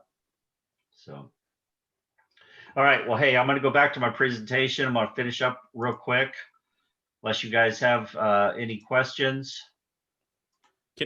Can I ask one more question about the Pilsner Urquell? Of course. So when we were at the brewery, there was a lot more diacetyl. Yes. What's the difference between the production and the stuff we drink at the brewery? I don't think there is any difference other than freshness. Okay. And diacetyl is something that without the yeast present, it's going to fade slowly, but it will fade to some degree. Okay. So I think when we're drinking it there and it's just super fresh, I think the diacetyl is just more prominent. And as it gets packaged and pasteurized and shipped around the world, I think it tones down a little bit. Because yeah, when you're there drinking it fresh and in Prague and Pilsen, as we've done, it's pretty evident, isn't it? Oh, absolutely. Yeah. Which I don't mind it. I don't, I'm not a diacetyl hater. I realize it's acceptable to the Czechs and in other various beer styles. So I don't mind it at all. It's only when it gets just too strong and it's out of place that it's an issue. Or if I'm judging a beer and it should not have diacetyl, then you have to ding it. But personal preference, it may still be just fine. Okay. We worry way too much about diacetyl over here. We're taught that it's horrible, and it's like it's horrible and it should never be in any beer except for the Czech Republic, where they really, really like it, and it's in all of their beers, and the English beers and the Scottish beers, and it's okay in those. But other than that, it should never be in any beer. Fair enough. It's just one of those things that's fairly easy to detect, and people have been told it's bad. So you detect some butteriness, and immediately, because you were able to do that and you know what it is, you deem the beer bad. But yeah, sometimes it makes a beer nice, like this one right here, Pilsner Urquell.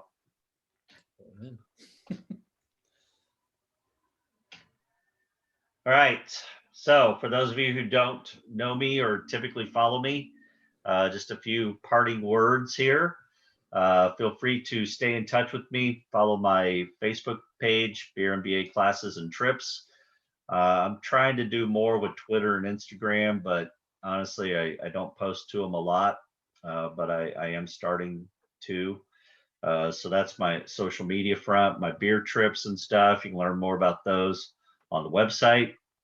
YouTube channel, which is where this video will be posted. That's easy to find, Beer MBA Classes and Beer Trips. We got some good stuff on there right now from my brewery operations course. I had to finish that up remotely. So at least for the moment, I may take them down at some point, but there's some really good videos that I shot at Sun King, going over quality control and various things like that. Anyway, like my page if you don't mind. The more subscribers I have, the more YouTube will throw my videos out there and let people see them. I'm not trying to be a YouTube video star, but I do a lot of education, and what's the point of education if people don't see it? So, and lastly, yes, donations are accepted. I've never, ever asked for a donation for anything, and I'm not asking for one now. But if you want to help pay for the $30 in beer that I did, you want to float a couple dollars my way, feel free to do so. Other than that, thanks so much, man.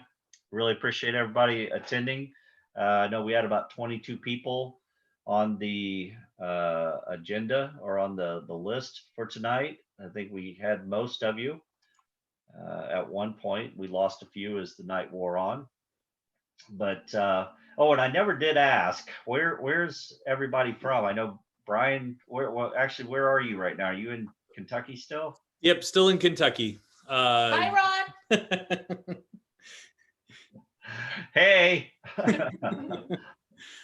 But yeah, still in Kentucky, and have gotten a lot more into bourbon these days and whiskey. So we've laid off the beer. We've been trying to lose some weight. So Yeah. That actually helps. A little sip of whiskey instead of a couple of beers is a huge calorie difference. Yep.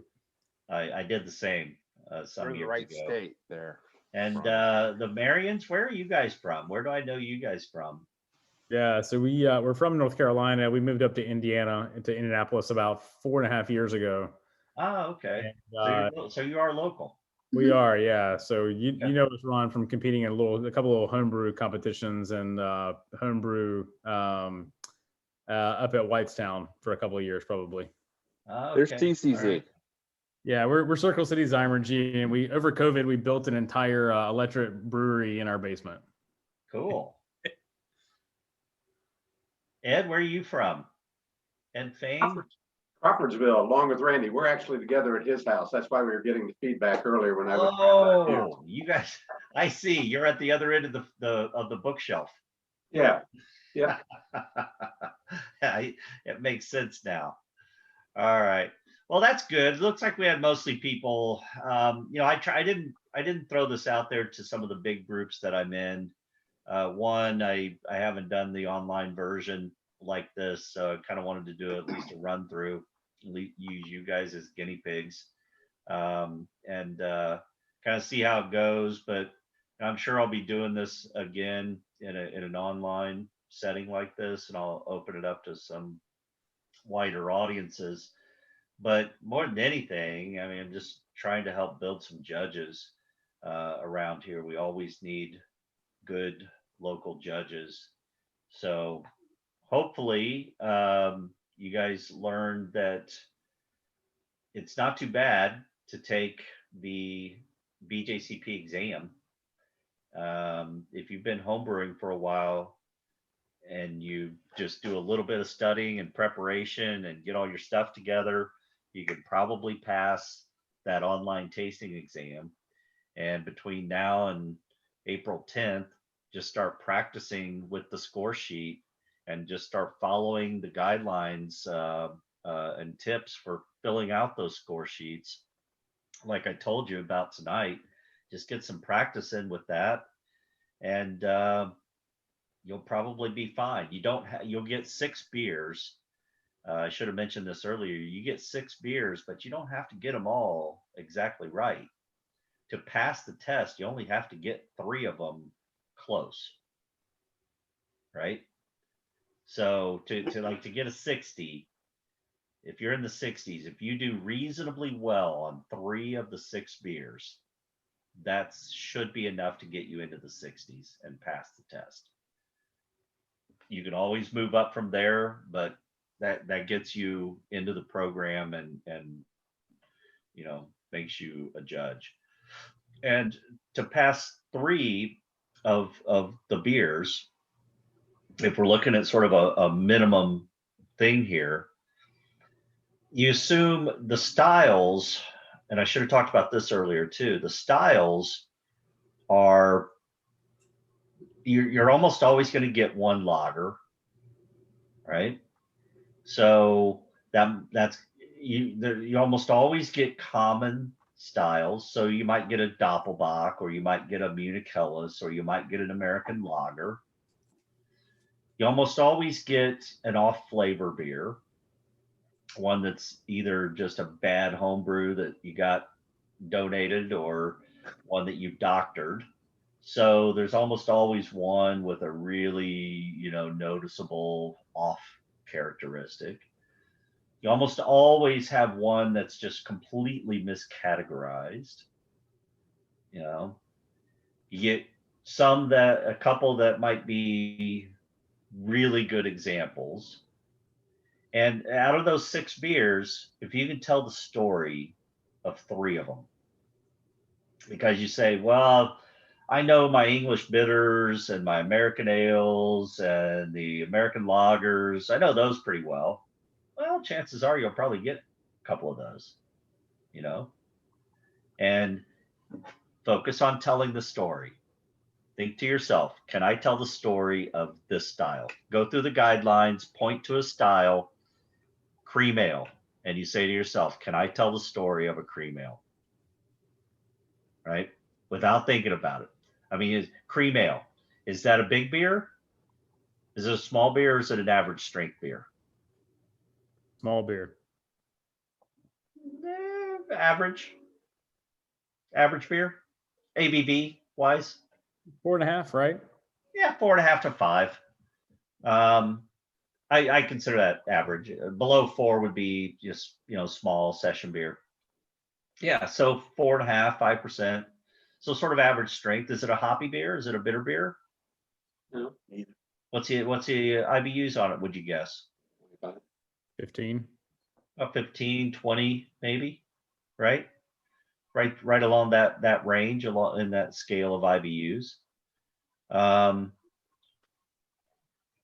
It's an ale. It's got it in its name, cream ale, right? Right. So we're expecting some fruity esters, but we know it's a hybrid. So soft, subtle fruity esters, not full-blown fruity esters. So it's a hybrid, soft esters. And it's basically a American lager grain bill, adjuncts and all, but then fermented as an ale. Yeah, okay, that's pretty simple, right? The English ales, ordinary, best, strong, bitter. You only have to know one, then you got all three of them. Scottish ales, you only have to know one, you got all three of them. Make it real big, and you got the wee heavy. You got the strong Scotch ale, right? Make the strong English ale a little bit bigger and hoppier, and you got an English IPA. What's the IBUs on an English IPA? What would you guess? 50? Yeah, about 50, 60, right? Not as much as an American IPA, Nope. but more than the strong bitter. Would English Bass be an hops, example of that? or- English hops, a little bit of crystal malt, right? You just start thinking this through, because so many people they start diving into it and they're like, oh my God, I got to remember all these parameters and all these different styles. And it's not as hard when you just start thinking about, can I tell the story of this Yeah. beer style? Good Can I advice. give you a little bit of the overview of this beer style? Is it big? Is it small? What kind of hops? What kind of malt? Yeah. Is it bitter? Is it balanced? With those basic things, you can start filling in the parameters. It's not that hard, That's helpful. right? So just kind of focus on that. Focus on the flashcard version of understanding the styles, but make sure you can tell that story that sort of fills in the parameters. And if you can do that, and you get any of those styles that you know reasonably well on the exam, and you fill out the score sheet properly, half of it's just doing it right? If you don't comment on the malt, you're going to get dinged. If you don't comment on the hops, you're going to get dinged. If you don't comment on the ester or clean profile, you're going to get dinged. But all you have to do is comment on each one of those things, right? Give a level, give a descriptor, what it is it appropriate? And just walk your way down through there, right? Okay, who's going to take the test? Todd's already signed up. You're already on the list, so you already have one of those seats. Yes, I do. Brian, Travis, If I wasn't going to be Randy? in Florida, I probably would do it. Excuses, the- excuses. Josh, The main reason I took it, again, I've already been through your MBA and your Brewery of Operations class, yep, and I just felt weak in this part of the game here. We go through a lot of information, we learn a tremendous amount, and I still felt inadequate, but I thought, hey, here's an opportunity to refresh. it's a great learn a little opportunity. more. Yeah, it's a great opportunity to refresh, and then you just got to get on the practice train, right? And just every time you go to drink a new beer, take a few minutes with it.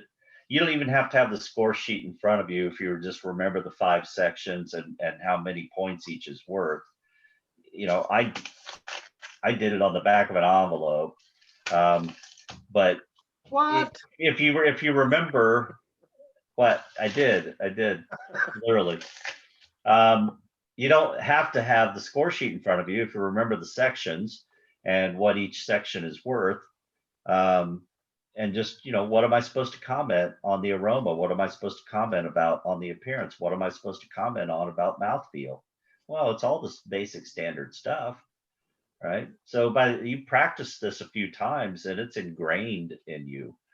And then you're out at a brew pub or someplace and you get your beer and just take a couple minutes when you first get it and sort of go through on a little scratch pad or even just in your head and sort of judge it, right? And practice. And then after a few minutes of doing that, settle in and enjoy your beer. So do that enough times and you'll be ready to take the test. So some of you are probably ready now. Josh, you're probably ready. How's your brewery going? Things are okay. Last year kind of sucked. Yeah. Josh was in one of my very first versions of the brewery operations course, and him and his wife own Auburn. What's the actual name of it? Auburn Brewing Company. I knew I was close. Auburn Brewing Company. ABC. Auburn, Indiana. Yeah, in Auburn, Indiana. Yeah. Very cool. And Randy, did you have plans to start a brewery? Because you took my operations course. No, I'm still You were just reinventing the wheel in my garage. Yeah, no problem with that. We Well, had some other folks on here. Ed Chimmy was on here. I think he's gone now. Ed is like general manager of Craft Roads, and he and I go way back. He's big Belgian beer lover, got some big connections over there. And Brian up there, I told you about our travels. Plus, you still own the liquor store out in Walla Walla, Washington, right? We do. I haven't seen it in a year, but we still own it. Wow. Hopefully it's making you money, man. Carry out Good liquor, partners. Good business partners. Carry out liquor and beer sales have been good this past year. Hopefully they're making you some money. We saw about a 30% growth year over year. So it was fantastic. That's awesome. Hey, Ron, I have a question for you. 2 years out. Yes. I'm looking at the national rankings and Grandmaster and Master rankings, and I see you got your ranking of Master back in 2014. Did you get Master on your first test, or did you take a couple times? Oh no, that's highly I don't think anybody's ever done that. Okay. No, I think I took the tasting exam probably 4 times, maybe. Okay. 3 or 4 times. Written exam, I took it twice. I have noticed, looking at the list of names on this who are active and high ranking, FBI has like so many, it's not even funny. Andrew Cordy, It's an embarrassment, isn't it? It's not an embarrassment, it's kind of a pride thing. Not an embarrassment of riches. Yes. Well, it's no wonder. It's like you learn to judge beer and then you make great beer. I mean, how can that not tie together? So they tie together extremely well. They really do. But you have to be critical though of your own beer. It's one thing to learn how to evaluate beer. But then you have to learn to be critical and use that evaluation technique on your own stuff. Yeah. And that's a whole other level of understanding, I think. Well, I'm a stats guy, so I look at, there's 3 Grandmasters in Indiana. There's Sandy, there is Dibbs Harding, and there is Agatha. Yeah, and you're the only master. Dibbs. I always think of Dibbs as being in Kentucky. Yeah, well, Dibbs is supposedly living in Pekin, Indiana, whatever that is. So yeah, but you're the only master in Indiana, so just let you know. You're the one and only. I'm Buddy. the only one that hasn't given my soul to the BJCP. I think it's pending, isn't it? Yeah. But nah, I enjoy grading and doing some of those things, and I've helped out with style guidelines. My name's on the cover of the BJCP style guidelines. I've done a lot of things for the organization. All of this, educational stuff that I do helps pull judges in, but I just don't do the right things that get me those points for the Grand Master. But I'm not too worried about it. I do what I'm enjoying doing, and I find what I'm doing to be important to the BJCP. Because without new people being educated and being pushed a little bit to take the test, then we don't have anybody taking the test. I think these things should be recognized. Unfortunately, they're not. So too bad. Yeah, they used to be at one time, but I don't know what the rationale is for it. It's probably just too hard to